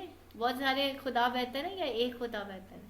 اور ان کو کیا انٹروڈکشن دے رہے ہیں کہ بھئی میں تو اپنے باپ دادا کے دین پہ ہوں اور مجھے تو اللہ نے یہ علم سکھایا ہے۔ تو ساتھ ساتھ وہ آن دا ادر سائڈ، اگر وہ ان کو دنیاوی علم سکھا رہے ہیں تو پیرالل پہ کیا کر رہے ہیں، ان کی دینی جو اصلاح ہے وہ بھی کر رہے ہیں اور ان کو اللہ سے جوڑ رہے ہیں۔ اب ہم جو استاد ہیں، ہم جو پیرنٹس ہیں، اگر ہم اپنے روزمرہ کے معاملات میں، روزمرہ کا معاملہ تھا، اکٹھے بیٹھے تھے، کھانا کھا رہے تھے، گپ لگی، دوستی ہو گئی، دوستی ہونے کے بعد پھر جب ان کو لگا کہ ہاں اب یہ میرے قریب آ گئے ہیں، تو پھر آہستہ آہستہ آہستہ آہستہ ان کو اللہ کی طرف پکارا جاتا ہے، جو ہم ای ویژن میں کرتے ہیں۔ ایسے ہی کرتے ہیں ہم، پہلے ہم دوستی کرتے ہیں، ایسے ہی، اس کے بعد پھر آہستہ آہستہ ہم اسٹوڈنٹس کو چھوٹی چھوٹی اللہ تعالیٰ کی باتیں بتانا شروع کر دیتے ہیں، پھر ہم ان کو قرآن سے لنک کرتے ہیں۔ ابھی ہمارے ماشاءاللہ ایک انٹرنی بچہ آیا، اس کو ایسے ہی میں ڈیلی بیسس پہ کوئی چھوٹی سی بات بتاتی تھی قرآن کے بارے میں، تو ایک ہفتے بعد مجھے کہتا ہے کہ میم مجھے کسی نے بتایا نہیں تھا کہ قرآن اتنی خوبصورت بک ہے، تو میں نے نا قرآن کا ترجمہ تفسیر شروع کر دیا گھر میں بیٹھ کے، ایسا نہیں، تو مجھے کسی نے بتایا ہی نہیں تھا کہ اسلام اتنا خوبصورت ہے، ٹھیک ہے۔ تو باتوں باتوں میں ہم نے خود دین اس طرح سے سیکھنا ہے، اور یہ کیونکہ کیا ہے، یہ جو ہمارا احسن القصص ہے نا، ٹھیک ہے، احسن القصص ہے، تو اس سے ہم نے کیا سیکھا، دوستی کر کے پھر آہستہ آہستہ ترتیب کے ساتھ جو ہے لوگوں کو اللہ کے ساتھ جوڑنا ہے، یہ ہمارا فرض ہے، ٹھیک ہے۔ تو یہ اصل میں بات بتا رہے ہیں یہاں پہ۔ تو اس کے سوا تم جن کی پوجا پاٹ کر رہے ہو وہ سب نام ہی نام ہے، جو تم نے اور تمہارے باپ دادوں نے خود ہی گھڑ لی ہیں. ٹھیک ہے, اس کے علاوہ اگر تم کسی, تو وہ سب صرف نام ہے. ٹھیک ہے, اور ہم کیا کرتے ہیں, ہم اہل حدیث ہیں. پہلے ہی اپنا انٹروڈکشن اہل حدیثوں سے شروع کرتے ہیں, اس کے بعد ہی ہم بریلوی ہیں اور ہم دیوبندی ہیں. اور وہ کیا کہہ رہے ہیں, میں تو اللہ کا بندہ ہوں. ٹھیک ہے, میں تو اپنے باپ دادا کے دین پہ ہوں. ہم کہتے ہیں ہم اللہ اور اس کے رسول کے دین پہ. ہم کیا کہتے ہیں, ہم تو اہل حدیثوں کو مانتے ہیں, ہم تو بریلویوں کو مانتے ہیں. جیسے ہی آپ یہ بات کریں گے نا, اگلے بندے نے ویسے ہی کٹر ہو جانا. آپ نے بات دیکھے نا کس طرح سے سٹارٹ, نصیحت کا سٹارٹ ہمیشہ یہ ہوتا ہے کہ ہم اللہ اور اس کے رسول کو مانتے ہیں بس. اکثر لوگ مجھ سے یہی پوچھتے ہیں آپ کا مسلک کیا, تو میں ان کو کہتی ہوں اسلام میں تو کوئی مسلک ہی نہیں ہے, میں تو مسلمان ہوں. ٹھیک ہے, تو ہم صرف مسلمان ہیں, ہم صرف اور صرف مسلمان ہیں. کون کیا کر رہا ہے ہمیں اس سے لینا دینا نہیں ہے. اب حضرت یوسف بھی ان کو یہی کہہ رہے ہیں, وہ اپنی بات کر رہے ہیں اور ان کی بات کر رہے ہیں جو سامنے بیٹھے ہیں. ہم کیا کرتے ہیں, دو بندوں کے مکالمے میں ساری دنیا کو بیچ میں کھینچ کے لے آتے ہیں. اہل حدیثوں کو بھی لے آئیں گے, بریلویوں کو بھی لے آئیں گے, دیوبندیوں کو بھی لے آئیں گے. تو آپ کا اور ایک دوسرے کا جب مکالمہ ہوتا ہے تو اس میں جو تیسرا ہوتا ہے وہ اللہ ہوتا ہے. ٹھیک ہے, تو وہ اس طریقے سے اب وہ مکالمہ ہو رہا ہے, اکٹھے بیٹھے ہوئے ہیں, دیکھیں بات کر. اس کے سوا تم جن کی پوجا پاٹ کرے وہ سب نام ہے, اور تم اور تمہارے باپ دادوں نے خود ہی گڑھ لیے ہیں. اللہ تعالیٰ نے ان کی کوئی دلیل نازل نہیں فرمائی. ہم نے بھی مسلکوں کے نام خود ہی گڑھ لیے ہیں, انسانوں نے گڑھے. یہ کہاں سے آئے ہیں نام, کس نے رکھے ہیں؟ آپ نے کبھی کسی حدیث میں سنا ہے کہ یہ والے نام ہوں گے, بریلوی, دیوبندی اور پتہ نہیں کون کون سے؟ کبھی سنے ہیں یہ والے نام؟ سنے آپ نے؟ انسانوں نے گھڑے ہیں نا, خود ہی رکھ لیے ہیں. کسی نے کہا تھا کہ کسی امام کے پیچھے ایک نام گھڑ لینا اور پھر تم وہ والا وہ بن جاؤ گے, ٹھیک ہے, اور وہ والا دین تمہارا ہوگا؟ نہیں, کبھی بھی اللہ تعالیٰ نے نہیں کہا. اللہ تعالیٰ نے ان کی کوئی دلیل نازل نہیں فرمائی. تو اس کا مطلب یہ ہے کہ جس چیز کی دلیل ہمیں قرآن اور حدیث سے نہیں ملتی اس کو ہم نے فالو نہیں کرنا. ٹھیک ہے, سب سے پہلے یہ چیز دیکھیں کہ اس کی دلیل کیا ہے, بحث نہیں کریں. اگر آپ کو لگ رہا ہے نا کہ میں کمزور پڑ رہی ہوں یا میرا علم کم ہو رہا ہے تو خاموشی اختیار کر لیں اور پھر خود ڈھونڈیں. کیونکہ اللہ تعالیٰ قرآن میں اللہ تعالیٰ فرماتے ہیں کہ جب بندہ اللہ تعالیٰ سے ہدایت فرماتا ہے نا, ہدایت مانگتا ہے, اللہ اس کو ضرور دیتے ہیں, ضرور دیتے ہیں. یہ ایک ایسی نعمت اللہ نے دینی ہے. آپ نے کہہ دیا نا یا اللہ میں کنفیوز ہو رہی ہوں مجھے دے دیں, پتہ نہیں اللہ تعالیٰ, میں مطلب میرا تو فیملی بیک گراؤنڈ بھی ایسا نہیں ہے کہ مجھے کوئی دین سکھاتا. میں نے تو صرف اللہ سے مانگا تھا, اللہ نے دے دیا. پتہ نہیں کہاں سے کون سی ٹیچر, کون سی فرینڈ, کون سا کیا, کون سی کتاب ہاتھ لگی. یہ والی جو کتاب ہے یہ میرے امی ابو حج پہ گئے تھے تو تب سے میرے ہاتھ لگی ہے, اور یہ موسٹ اوتھینٹک بک ہے, موسٹ اوتھینٹک ہے. تفاسیر میں نا سب سے اوتھینٹک بک ہے یہ, اور مجھے کیا پتا تھا یہ موسٹ اوتھینٹک ہے, یہ تو مجھے اب پتہ چلا ہے. ٹھیک ہے, تو اس کے سوا تم جن کی پوجا, تو اللہ تعالیٰ دیتا ہے آپ کو. فرما روائی صرف اللہ تعالیٰ ہی کی ہے کہ اللہ تعالیٰ کے صرف ہم اللہ کے فرما بردار ہیں, ہم کسی اور کے فرما بردار نہیں ہیں, ہم صرف اللہ کے ہیں. اور اس کا فرمان ہے کہ تم سب سوائے اس کے کسی اور کی عبادت نہ کرو, یہی دین درست ہے. لیکن اکثر لوگ نہیں جانتے. اور کون سا دین؟ کہ صرف اللہ کی عبادت کرنی ہے, اس کے سوا کسی کی عبادت نہیں کرنی, اور یہی دین درست ہے, یہی لا الہ الا اللہ, کس نہیں ہے کوئی الہ سوائے اللہ کے. ہر نبی نے ایک ہی میسج دیا, لا الہ الا اللہ. ٹھیک ہے, اے میرے قید خانے کے رفیقو, پہلے کہا ساتھی ہو, اب کہا رفیقو. کتنے پیار سے کسی کا نام لینا. ٹھیک ہے, یہ بھی ہمارے ریلیشن شپ بلڈ کرتا ہے. یہ تو نہیں کہا تھا او منافق ہو تم یہاں پہ بیٹھے ہوئے ہو, اور تمہیں تو عقل ہی نہیں ہے, تمہیں پتہ ہی نہیں ہے. ہم بات ہی ایسے شروع کرتے ہیں, تمہیں عقل بھی ہے, تمہیں پتہ بھی ہے, تمہیں شرم بھی ہے, ایسے ہی بولتے ہیں. اسٹارٹ ہی یہاں سے, نصیحت دیکھیں نا ہماری اسٹارٹ. اور اللہ تعالیٰ کیسے کہتے ہیں, یا ایھا الناس, یا ایھا الذین آمنو. ٹھیک ہے, اور اسی طرح یا عبادی, اے میرے بندے. ٹھیک ہے, اور یہاں پہ کیا, اے میرے قیدی کے ساتھی, یا صاحب سجنی. ٹھیک ہے, اے میرے قید کے ساتھیوں. ٹھیک ہے, اے میرے رفیقو. تم دونوں, ہم کہتے ہیں اے میرے دوست, او میری بچی, او میرے پیارے بچے. ٹھیک ہے, تو تم دونوں میں سے ایک تو اپنے بادشاہ کو شراب پلانے پر مقرر ہو جائے گا, لیکن دوسرا سولی پر چڑھایا جائے گا, اور پرندے اس کا سر نوچ نوچ کر کھائیں گے. تم دونوں جس کے بارے میں تحقیق کر رہے تھے اس کا فیصلہ کر دیا گیا, اور جس کی نسبت یوسف کا گمان تھا ان دونوں میں سے یہ چھوٹ جائے گا. اس سے کہا کہ اپنے بادشاہ سے میرا ذکر کر دینا. جس نے شراب پلانی تھی اپنے بادشاہ کو, اس کو کہا کہ جب تم چھوٹ جاؤ گے نا تو میرا ذکر ضرور کرنا بادشاہ سے. اور دوسرے نے کیا ہونا تھا, دوسرے کو پھانسی ہونی تھی. ٹھیک ہے, پھر اسے شیطان نے اپنے بادشاہ سے ذکر کرنا بھلا دیا اور یوسف نے کئی سال قید خانے میں کاٹے. پہلے کیا کیا تھا شیطان نے, شیطان کئی بھائیوں کو حسد میں نہ ڈال دے, اب پھر شیطان ہے. اس کا مطلب ہے نیک لوگوں کے راستے میں شیطان بار بار آتا ہے. ٹھیک ہے, اب وہ دیکھیں شیطان نے, بادشاہ نے کہا میں نے خواب میں دیکھا کہ اب وہ چلا تو گیا بادشاہ کے پاس لیکن وہ بھول گیا تھا یوسف کا ذکر کرنا.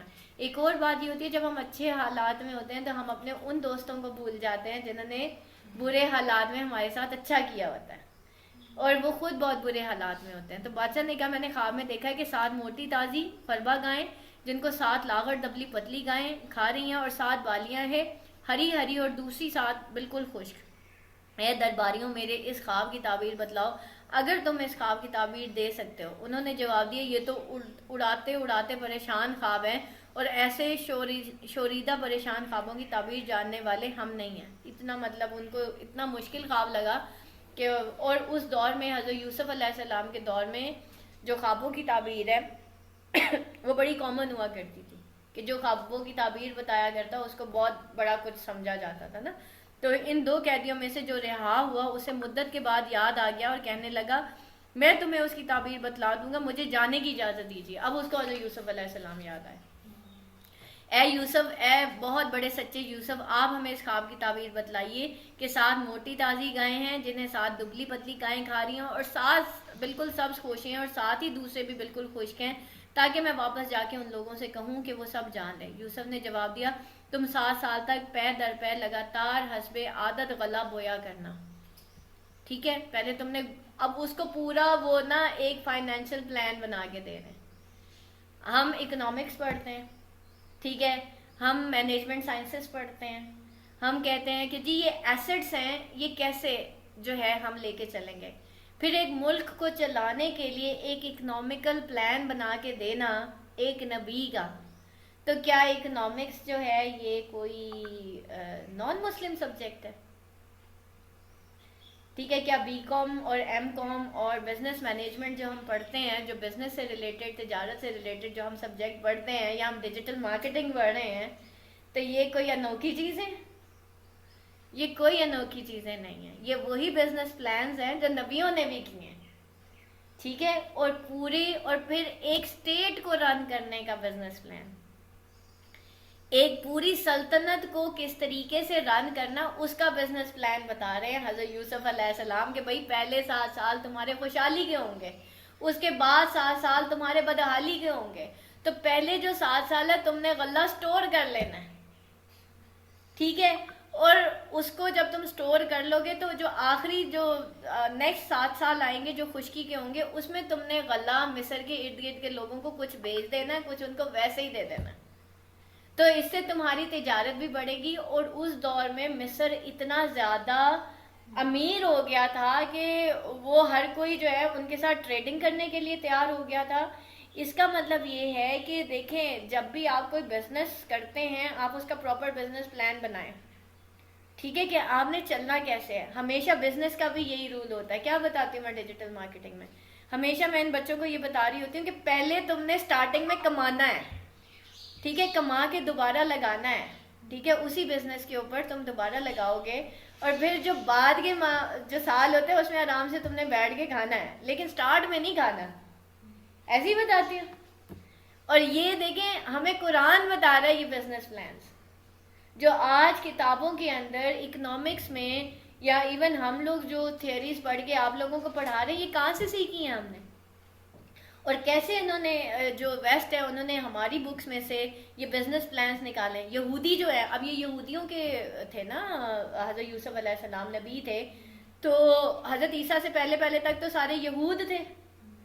تو اب دیکھ لیں یہودی جو ہے اس وقت کتنے زیادہ بزنس میں آگے ہیں, اتنے سے ہیں, اور وہ بزنس میں سب سے آگے ہیں. انہوں نے بزنس پلانس کہاں سے سیکھے, انہوں نے اسٹیٹس کو رن کرنا کہاں سے سیکھی ہے. حضرت یعقوب علیہ السلام بادشاہ, حضرت یوسف علیہ السلام بادشاہ, حضرت سلیمان علیہ السلام بادشاہ, تو کہاں سے سیکھے انہوں نے؟ نبیوں سے. ٹھیک ہے, اولی بک سے. تو اس کے بعد 7 سال نہایت سخت قحط کے آئیں گے اور وہ اس غلے کو کھا جائیں گے. تو تم نے ان کے لیے ذخیرہ رکھ چھوڑا تھا سوائے اس تھوڑے سے کہ جو تم روک سکتے تھے. ٹھیک ہے, کچھ تو تم نے ذخیرہ کر, باقی یہ ہوتا ہے کہ کچھ خراب بھی ہو رہے ہوتے تو پھر ہم فٹافٹ نکالنے کی کرتے ہیں. ٹھیک ہے, اس کے بعد جو سال آئے گا اس میں لوگوں پر خوب بارش برسائی جائے گی. ٹھیک ہے, اور اس میں شیرہ انگور بھی خوب نچوڑے جائیں گے. اور بادشاہ نے کہا یوسف کو میرے پاس لاؤ. جب اس نے کہا نا یہ ساری تعبیر بتائی کہ یوسف نے جواب دیا کہ تم 7 سال حسب لگاتار حسب عادت غلہ بویا کرنا. پہلے 7 سال غلہ بونا ہے اور فصل کاٹ کے اسے بالیوں سمیت ہی رہنے دینا سوائے اپنے کھانے کی تھوڑی سے, کیونکہ جو بالیوں میں غلہ ہوتا ہے نا وہ خراب نہیں ہوتا. اگر آپ غلے کو نکال لیتے ہیں تو وہ خراب ہو جاتا ہے. ایسے ہی ہے. تو اس کے بعد 7 سال نہایت سخت قحط کے آئیں گے, یعنی کہ کچھ جو ضرورت کا کھا لینا, باقیوں کو بالیوں میں ہی سٹور رہنے دینا. اس وقت تو کوئی اتنا وہ سٹور کرنے کا کوئی پروسیس نہیں ہوتا تھا, تو وہ بالیوں میں ہی رہنے دیتے تھے, یعنی کہ پورے سٹے ویسے کے ویسے ہی چھوڑ دیتے تھے. تو اس کے بعد جو قحط سالی کے سال آئیں گے اس غلے کو کھا جائیں گے جو تم نے ان کے لیے ذخیرہ رکھ چھوڑا تھا. وہ پھر اس وقت کنزیوم ہوگا سوائے اس تھوڑے سے کہ جو تم روکے رکھتے ہو, جو تم اپنے پاس رکھ لو گے. اس کے بعد جو سال آئے گا اس کے بعد پھر ایک اور سال آئے گا, یعنی کہ 14 سال بعد پھر ایک اور سال نے آنا ہے. یہ 14 ہو گئے, 7 پہلے اور 7 دوسرے. اس کے بعد جو سال آئے گا اس میں لوگوں پر خوب بارش برسائی جائے گی اور اس میں جو ہے خوب نچوڑیں گے کیا, انگور, یعنی کہ پھر دوبارہ خوشحالی آ جائے گی. ٹھیک ہے, تو بادشاہ نے کہا یوسف کو میرے پاس لے کے آؤ.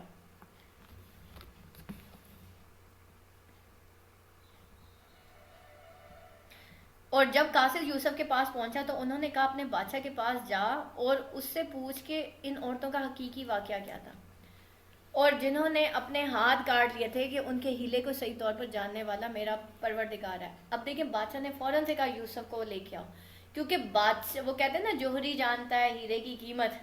ان کو پتہ چل گیا تھا کہ یہ یوسف ہی ہے جو اس بزنس کو چلائے گا, اس سلطنت کو چلائے گا, اور اسی کو وہ جو ہے نا ہم نے وزیر بنانا ہے, وزیر خزانہ. ٹھیک ہے, اسی کو اپوائنٹ کرنا ہے. یعنی کہ اس دور میں علم کی بیس کے اوپر بادشاہ منتخب ہوتے تھے اور وزیر منتخب ہوتے تھے. تو حضرت یوسف علیہ السلام کو بلایا گیا, تو جیسے ہی ان کو وزیر خزانہ منتخب کرنے لگے تو دیکھیں اس دور میں جب بادشاہ کی سلیکشن ہوتی تھی یا کسی بھی عہدے میں سلیکشن ہوتی تھی تو اس میں 2-3 چیزیں بہت ضروری تھیں. نمبر 1 اس کا با علم ہونا, نمبر 2 اس کو اکنامکس آنا, یعنی کہ بزنس پلانس کیسے کرتے ہیں, تجارت کیسے کرتے ہیں, اور نمبر 3 جو ہے اس کا با کردار ہونا کہ اس کے کردار پہ کوئی بھی داغ نہیں ہے. اب 2 چیزیں تو کلیئر تھی کہ وہ صاحب علم تھے اور وہ بڑے حکمت آموز تھے, خوابوں کی تعبیریں بتاتے تھے, ایکسٹرا آرڈنری نالج کے حامل تھے اور صاف ستھرے. لیکن وہ عورت کا معاملہ کہ وہ کسی کی بھی جو اس میں ہے کہ وہ کسی بھی اگر ان کو کوئی مال دیا جائے گا تو وہ خیانت نہیں کریں گے. تو وہ عورت بھی تو ان کے اس کے وزیر جو تھا, امیر تھا, اس کا ایک امانت تھی نا جس کو اس نے نہیں ہاتھ لگایا. تو حضرت یوسف علیہ السلام نے کہا پہلے میرا وہ والا معاملہ کلیئر کرو تاکہ لوگ بعد میں یہ نہ کہیں کہ یہ تو ایک بد کردار انسان تھا. تو پہلے اس عورت کے بارے میں مجھے بتاؤ, ٹھیک ہے, جو کہ میرے ساتھ اس نے ایسے کیا تھا, جنہوں نے اپنے ہاتھ کاٹ لیے تھے اور ان کے ہیلے کو صحیح طور پر جاننے والا میرا پروردگار ہی ہے, میرا اللہ جانتا ہے کہ میں نے ایسا کچھ نہیں کیا تھا. تو بادشاہ نے پوچھا اے عورتوں اس وقت کا صحیح واقعہ کیا ہے, بلا لیا ان ساری عورتوں کو.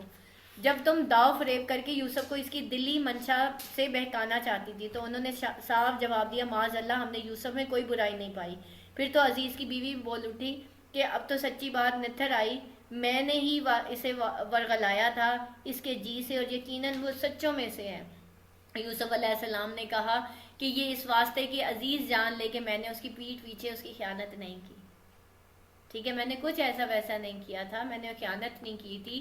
اور اگر میں نے عزیز مصر کی بیوی کے ساتھ کوئی خیانت نہیں کی یا عزیز مصر کے ساتھ کوئی خیانت نہیں کی تو میں بادشاہ ہو کے بھی کسی کی خیانت نہیں کروں گا. اور یہ بھی اللہ دغا بازوں کے ہتھ کنڈے چلنے نہیں دیتا. اب 3 طرح کا نفس ہوتا ہے, ایک نفس امارہ ہوتا ہے, ایک نفس لوامہ ہوتا ہے اور ایک نفس مطمئنہ ہوتا ہے. نفس امارہ جو ہے جو نفس کا خواہش مند ہوتا ہے کہ میرا جو نفس ہے بس میں اس کا خواہش مند ہوں, وہ ہے نا میرا جسم میری مرضی, اس کو نفس امارہ کہتے ہیں. نفس لوامہ جو ہے یہ خیر اور شر اس میں جو ہے وہ تفریق کرتا ہے, حق و باطل. ٹھیک ہے. اور نفس مطمئنہ، کیا ہم نیکی پر مطمئن ہوتے ہیں؟ وہ نفس جو نیکی پر مطمئن ہو جائے. ٹھیک ہے. تو حضرت یوسف علیہ السلام قید میں چلے گئے لیکن وہ اپنی نیکی پہ مطمئن تھے. اور پھر اب ہم نے بینگ این عوام ہم نے کیا کرنا ہے؟ دیکھیں جب بھی بادشاہ کی سلیکشن ہوتی ہے نا، کم از کم اس کا پچھلا جو ہے نا وہ بد کردار نہیں ہونا چاہیے. آج ہم اپنے حکمران سلیکٹ کرتے ہیں، ہمیں پتہ ہوتا ہے کہ ان کی جوانی جو ہے نا وہ اس طرح کی گزری ہے. ٹھیک ہے. یہ ساری عمر فلرٹ کرتے رہے ہیں، ان کے ایکسٹرا میرٹل ریلیشن شپس تھے، اور اس کے باوجود ہم ان کو جا کے ووٹ دے دیتے ہیں کہ they are the true Muslims اور دے آر دا ٹرو حکمران، اور اس کے بعد ہم بیٹھ کے ان کے بارے میں لڑتے ہیں. ہمیں پتہ ہوتا ہے کہ یہ نشہ کرتے ہیں، ہمیں پتہ ہوتا ہے، ہمیں ان کی ساری زندگی کا پتہ ہوتا ہے. اس کے باوجود ہم کہتے ہیں کہ یہ وہ حکمران ہے جو ہمارے ملک کو بچا لیں گے. تو جو ملک کو بچانے والے حکمران ہوتے ہیں کم از کم وہ صاحب علم ہونے چاہیے. نمبر 2، وہ دور رس ہونے چاہیے.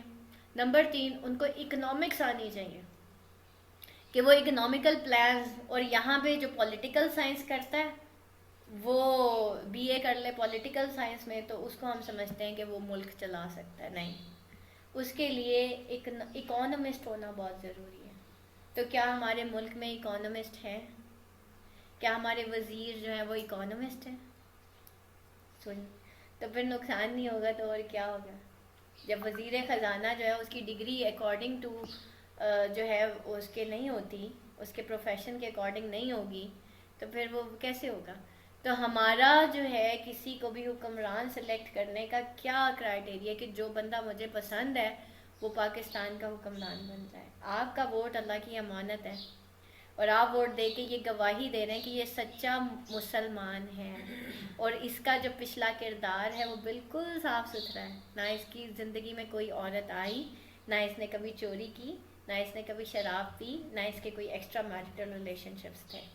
یعنی کہ پیچھے سے بھی اگر بے شک اس نے آج توبہ کر لیا لیکن آپ اس کو حکمران سلیکٹ نہیں کر سکتے. اس کی ریزن ہے. جس انسان کو ایک دفعہ عورت لگ جاتی ہے یا شراب لگ جاتی ہے تو جب وہ حکمران بنے گا تو اس کے پاس زیادہ آپشنز ہوں گی. تو جس کو ایک دفعہ برائی لگ جاتی ہے نا بیٹا، تو اس کو پھر اس کے سامنے جب حکمران بنتے ہیں تو یہ برائیاں ان کو پیش کی جاتی ہیں، تو پھر ان کے لیے رکنا مشکل نہیں ہوتا. یا تو آپ شروع سے، جیسے حضرت یوسف علیہ السلام تو شروع سے ہی اس طرح کے انسان تھے کہ وہ نیکوکار تھے، سچے تھے، نیکی پہ قائم رہنے والے تھے. لیکن جو لوگ جوانی میں پھسل جاتے ہیں، ٹھیک ہے، اپنی ٹین ایج میں پھسل جاتے ہیں، ان کے لیے آگے نیکی پہ قائم رہنا مشکل ہوتا ہے. اس لیے ایسے لوگوں کو حکمران نہیں چنا جاتا. سمجھ آئی بات؟ اور ہم بڑے مزے سے لڑ رہے ہوتے ہیں پولیٹیشینز کے پیچھے. میں اپنے نفس کی پاکیزگی بیان نہیں کرتا، بے شک تو برائی پر ابھارنے والا ہی ہے، مگر یہ کہ میرا پروردگار ہی اپنا رحم کرے. یقیناً میرا پالنے والا بڑا بخشش کرنے والا اور بہت مہربان ہے. اب یہ انٹرویو ہو رہا ہے، 13واں سے پارہ شروع ہو گیا، سورہ یوسف ہے، اور یہ انٹرویو ہے کس کے ساتھ؟ بادشاہ کے ساتھ. اب کیا کہہ رہے ہیں کہ بھئی میں تو اپنے نفس کی پاکیزگی نہیں ہوں. بے شک نفس تو برائی پر ابھارنے والا ہے، کہ نفس انسان کا نا وہ برائی کی طرف مائل رہتا ہے. جیسے میں نے کہا نا 3 طرح کے نفس ہیں. تو مگر یہ کہ میرا پروردگار ہی اپنا رحم کرے، یہ میرا پروردگار کی رحمت ہے کہ میں بچا ہوں. یقیناً میرا پالنے والا بڑا بخشش کرنے والا اور مہربان ہے. بادشاہ نے کہا اسے میرے پاس لاؤ کہ میں اسے اپنے خاص کاموں کے لیے مقرر کر لوں. پھر جب اس سے بات چیت کی تو کہنے لگا آپ ہمارے ہاں آج سے ذی عزت اور امانت دار ہیں. وزیر خزانہ بنا رہی ہیں، ذی عزت اور امانت دار ہے، آپ سنبھالیں. ٹھیک ہے. یوسف نے کہا آپ مجھے ملک کے خزانوں پر مقرر کر دیجئے، میں حفاظت کرنے والا اور باخبر ہوں. ٹھیک ہے. اب کیا ہے کہ اب سوال یہاں پہ یہ ہوتا ہے کہ پہلی بات یہ کہ خاص حالات میں اپنی صفات، سکل، علم کا بتایا جا سکتا ہے کہ اگر کوئی کہیں پہ کوئی پرابلمز ہوں اور آپ کو لگتا ہے کہ آپ کسی کے کام آ سکتے ہیں تو اس وقت آپ اپنی سکلز کا بتائیں، اپنے خاص کاموں کا بتائیں کہ ہمیں کیا کیا آتا ہے. اب یوسف علیہ السلام کیا کہہ رہے ہیں، آپ نا مجھے وزیر خزانہ بنا دیں، میں حفاظت کرنے والا اور باخبر ہوں، مجھے پتہ ہے اس کو کیسے مینج کرتے ہیں. ٹھیک ہے. اسی طریقے سے کیا ہم حفاظت اور علم کو استعمال میں لا کر اپنا کردار ادا کرتے ہیں سوسائٹی کے اندر؟ بہت سارے لوگوں کو بہت کچھ آتا ہے لیکن ہم ادھر ادھر کی برائیوں مسئلے مسائل کو بس اپنے سامنے رکھتے ہیں اور ہم اپنے علم کو سامنے نہیں لے کے آتے، ایسے کرتے. تو یہاں پہ حفاظت اور علم دو چیزیں ہیں. اب ہم نے یہ ایز اے مدر اور ایز اے ٹیچر ان چیزوں کو اڈاپٹ کرنا ہے کہ میں ایز ماں اور میں ایز استاد ان دو چیزوں کو اپنے اسٹوڈنٹس کے سامنے، اپنے بچوں کے سامنے استعمال کرتی ہوں، اپنے علم کو، اپنے سکلز کو. تو اس کا مطلب کیا ہے؟ حضرت یوسف علیہ السلام کے پاس سکلز تھے، اور آج کے دور میں ہم بیٹھے ہیں، ڈگری ضروری ہے کہ سکلز ضروری ہے؟ تو علم بھی ضروری ہے اور سکلز بھی ضروری ہے. کیوں جی؟ یہی کہتی ہوں میں، یہی بولتی رہتی ہوں. یہ میں نے کہاں سے سیکھا ہے؟ یہ میں نے قرآن سے سیکھا ہے کہ دونوں چیزیں ضروری ہیں. ٹھیک ہے، تو علم بھی بہت ضروری ہے اور علم بھی سارے ہی ضروری ہیں، کوئی ایک آدھ علم نہیں. قرآن کا علم بھی ضروری ہے اور باقی کتابوں کا بھی. ٹھیک ہے. تو اور یہاں پہ ایک اور چیز ہے کہ ریاکاری بدترین صفت ہے، مگر جہاں دوسرے مشکل میں ہوں مگر اپنے آپ کو فلاح کے لیے ظاہر کرنا ہے، یہ بہت اچھی بات ہوتی ہے. بعض لوگ ہوتے ہیں اپنی ڈگری ایسے وہ پیش کرتے ہیں، میں تو جی پی ایچ ڈی اور میں تو جی فلانی اور میں ڈھمکانی. یہ نہیں کرنا. موقع کی مناسبت سے یہ بتانا ہے. دیکھیں جب بھی ہم لیکچر دیتے ہیں نا، اگر ہم لوگوں کو یہ بات نہیں بتائیں گے نا کہ میری یہ ڈگری ہے اور میں اپنا انٹروڈکشن نہیں دوں گی، جیسے قرآن جب سٹارٹ ہوتا ہے تو اللہ تعالیٰ اپنا انٹروڈکشن دیتے ہیں. ٹھیک ہے، تو اگر آپ اپنا انٹروڈکشن نہیں دیں گے تو عوام کو کیا پتہ ہے کہ آپ کتنے علم والے ہیں یا کیا صاحب علم ہے. ٹھیک ہے، تو اس وقت انٹروڈکشن دینا ضروری ہوتا ہے. لیکن بعض لوگ ہوتے ہیں محفل میں بیٹھ کے جو شروع ہوتے ہیں اپنی تعریف کرنا، وہ نہیں کرنی. ٹھیک ہے، لیکن سوسائٹی کے اندر ان کی پرفارمنس زیرو ہوتی ہے، تو سوسائٹی میں پرفارم کرنا ہے. اسی طرح ہم نے یوسف کو ملک کا قبضہ دے دیا، بادشاہ بھی بنا دیا کہ وہ جہاں کہیں چاہے رہے سہے، ہم جسے چاہیں اپنی رحمت پہنچا دیتے ہیں. پہلے وزیر خزانہ بنے اور پھر بادشاہ بھی بن گئے. ہم نیکوکاروں کا ثواب ضائع نہیں کرتے، اور اب اللہ تعالیٰ نے ان کو بادشاہ بھی بنا دیا. اور یقیناً ایمانداروں اور پرہیزگاروں کا اخروی اجر بہت ہی بہتر. اب وہ بادشاہ نے کیا کیا کہ ان کے بعد جو بادشاہ مقرر ہونا تھا، انہوں نے حضرت یوسف علیہ السلام کا نام نومینیٹ کر دیا تھا. تو اس بادشاہ کے بعد پھر حضرت یوسف علیہ السلام بادشاہ بنے اور انہوں نے اپنی سیٹ چھوڑ دی تھی. یوسف کے بھائی آئے اور یوسف کے پاس گئے اور اس نے انہیں پہچان لیا اور انہوں نے نہ پہچانا. اچھا جی، اب سب سے امپورٹنٹ یہاں پہ ایک اور میسج ہے کہ صبر کی بنا پر اللہ بندوں کو ترقی اور عزت دیتا ہے. اور حضرت یوسف علیہ السلام کنٹینیوسلی اپنا علم بڑھاتے اور بڑھاتے چلے گئے. اب اگر وہ جیل میں چلے گئے تھے تو وہاں پہ بھی بیٹھے اپنا علم بڑھا رہے تھے اور اپنے آپ کو اللہ کے ساتھ لنک کر رہے تھے. تو ہم نے اپنی زندگی میں کیا کرنا ہے؟ کبھی بھی علم سیکھنے سے رکنا نہیں. ایک بہت بڑا میسج ہے. یوسف کے بھائی آئے اور یوسف کے پاس گئے تو انہوں نے تو نہیں پہچانا. اب وہ عزیز مصر، اب وہی بھائی منصب حضرت یوسف علیہ السلام کا کہ جس پر وہ اس سے پہلے وہ اپنے عزیز مصر پر فائز تھا، جس کی بیوی نے حضرت یوسف علیہ السلام کو ورغلانے کی مذموم کوشش کی تھی. اچھا جی، اب جو بدحالی کے جب حالات آئے اور مصر کے ارد گرد کی جتنی بھی سٹیٹس تھیں وہاں پہ ظاہری بات ہے اس ایریا میں جب قحط آیا 7 سال بعد قحط سالی شروع ہوئی، اب سارے پریشان ہو گئے. اور جتنی بھی ارد گرد کی جتنی بھی مصر کے ارد گرد کی سٹیٹس تھیں نا، ان ساروں نے پھر مصر نے پھر اعلان کیا کہ بھئی آپ ہم سے غلہ لیں، ہم آپ کو سستا غلہ دیں گے. اور ایک بندے کو، اور پھر انہوں نے غلہ بانٹا بھی، فری میں بھی دیا. کچھ غلہ بیچا اور کچھ فری میں بھی دیا. اتنا غلہ تھا مصر کے پاس کہ ایک بندے کا ایک اونٹ فل لد کے جاتا تھا. تو وہ جو 11 بھائی آئے تھے تو 11 بھائیوں کا وہ 10 بھائی آئے تھے اصل میں پہلے نا، تو وہ 10 کے 10 اونٹ لے کے گئے. تو ان کو نا تھوڑی سی نا لالچ ہوئی کہ بھائی انہوں نے تو ہمیں 10 اونٹ دے دیے لاد کے، ایک بندے کا ایک وہ ہو گیا نا. جو بندہ آئے گا وہ اپنا غلہ خود لے کے جائے گا. یہ نہیں ہوگا کہ میرے باپ کا حصہ بھی دے دو تو میرے بھائی کا بھی حصہ دے دو. ٹھیک ہے، تو 10 بھائی آئے نا، سامنے آئے. حضرت یوسف نے تو پہچان لیا لیکن انہوں نے حضرت یوسف کو نہیں پہچانا. اور اب وہ وہیں پہ شروع ہوا کہ ایک اونٹ اور ایک بندہ، اتنا مصر نے غلہ بانٹا تھا، اتنی سٹوریج تھی مصر کے پاس.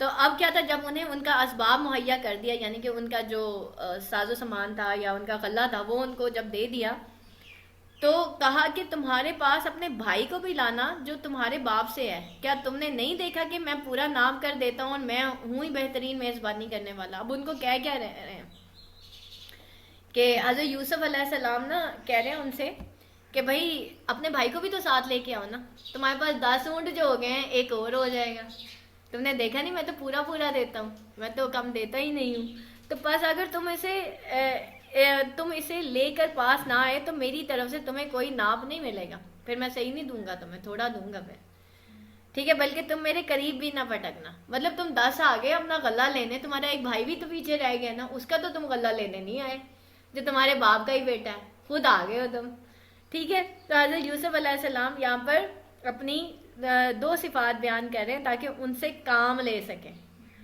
ٹھیک ہے، ایک یہ کہ میں پورا پورا غلہ دیتا ہوں، نہیں لے کے آئے تو، اور دوسرا ان کو بتا رہے ہیں کہ بھائی کو پیچھے چھوڑ آئے، شرم نہیں آتی ہے؟ تو کوئی بھی شخص نیکی پر قائم نہیں رہ سکتا جب تک کہ اس میں صبر نہ ہو۔ اب یوسف علیہ السلام کے سامنے بھائی ہیں، ان کو بتا نہیں رہے کہ دیکھو تم نے میرے ساتھ کیا کیا تھا، اور دوسرے بھائی کو بلانے کے چکر میں بڑی حکمت اس سے نا، انہوں نے کہا اچھا ہم اس کے باپ کو اس کی بابت پھسلائیں گے اور پوری کوشش کریں گے، مطلب وہ یہ کہہ رہے ہیں کہ بھائی پتہ نہیں باپ بھیجتا بھی ہے کہ نہیں بھیجتا ہے، اصل میں ان کی اپنی نیت نہیں تھی، اور ساتھ وہ کہہ رہے ہیں کہ نہیں باپ بھی نہیں بھیجے گا، تو اپنے خدمت گاروں سے کہا کہ ان کی پونجی انہی کی بوریوں میں رکھ دو، ٹھیک ہے، کہ ان کی جو پونجی ہے یعنی کہ ان کی جو چابیاں وہ انہی کی بوری میں رکھ دو، جب لوٹ کر اپنے اہل و عیال میں جائیں تو پونجیوں کو پہچان لے تو بہت ممکن ہے کہ یہ پھر لوٹ کر آئیں گے۔ پھر جب یہ لوگ لوٹ کر اپنے والد کے پاس گئے تو کہنے لگے ہم سے تو غلے کا ناپ روک لیا گیا، اب آپ ہمارے ساتھ ہمارے بھائیوں کو بھیجیے کہ ہم پیمانہ بھر کر لائیں، ہم اس کی نگہبانی کے ذمہ دار ہیں۔ یعقوب علیہ السلام نے کہا مجھے تو اس کی بابت تمہارا بس ویسا ہی اعتبار ہے جیسا اس سے پہلے اس کے بھائی کے بارے میں تھا، بس اللہ ہی بہترین حافظ ہے اور وہ سب مہربانوں سے مہربان ہے۔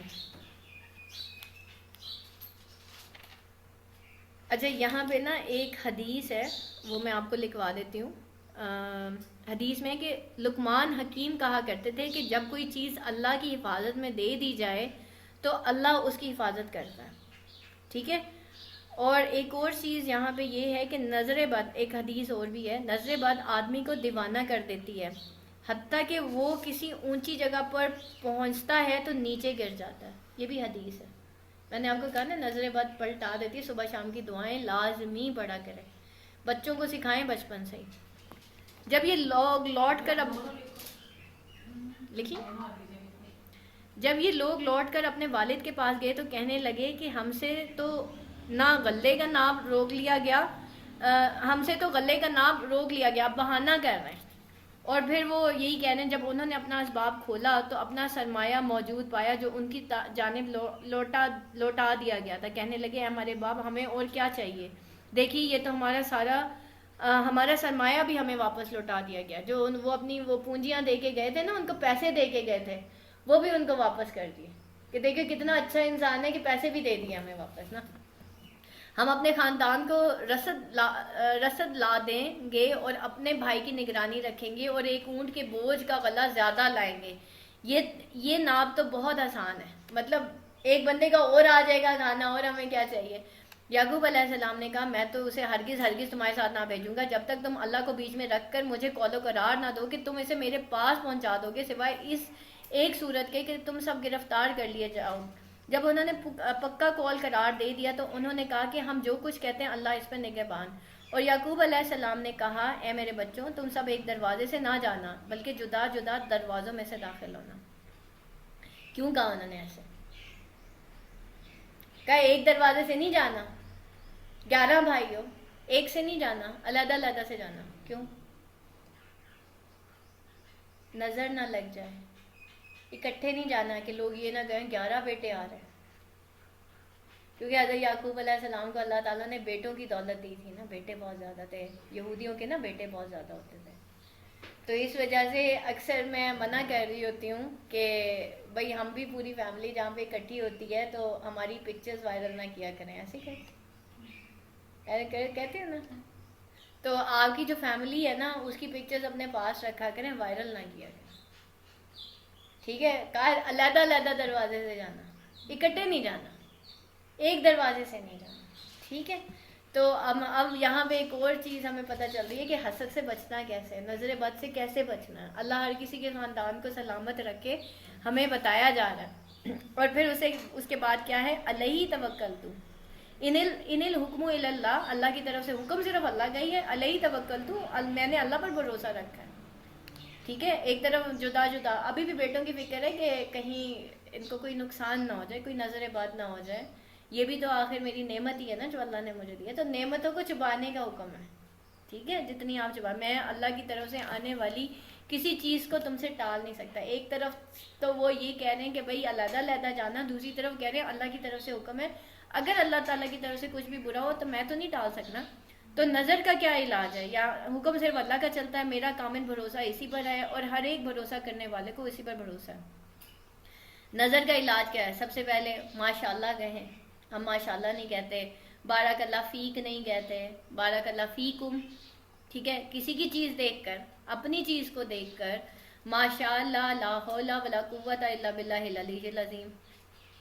ٹھیک ہے، اور سورہ فاتحہ سب سے عظیم صورت ہے، اس کا دم 7 ٹائم سورہ فاتحہ پڑھنا، اس کا دم، معوذتین کا دم، آخری تینوں کل، آخری دونوں کل.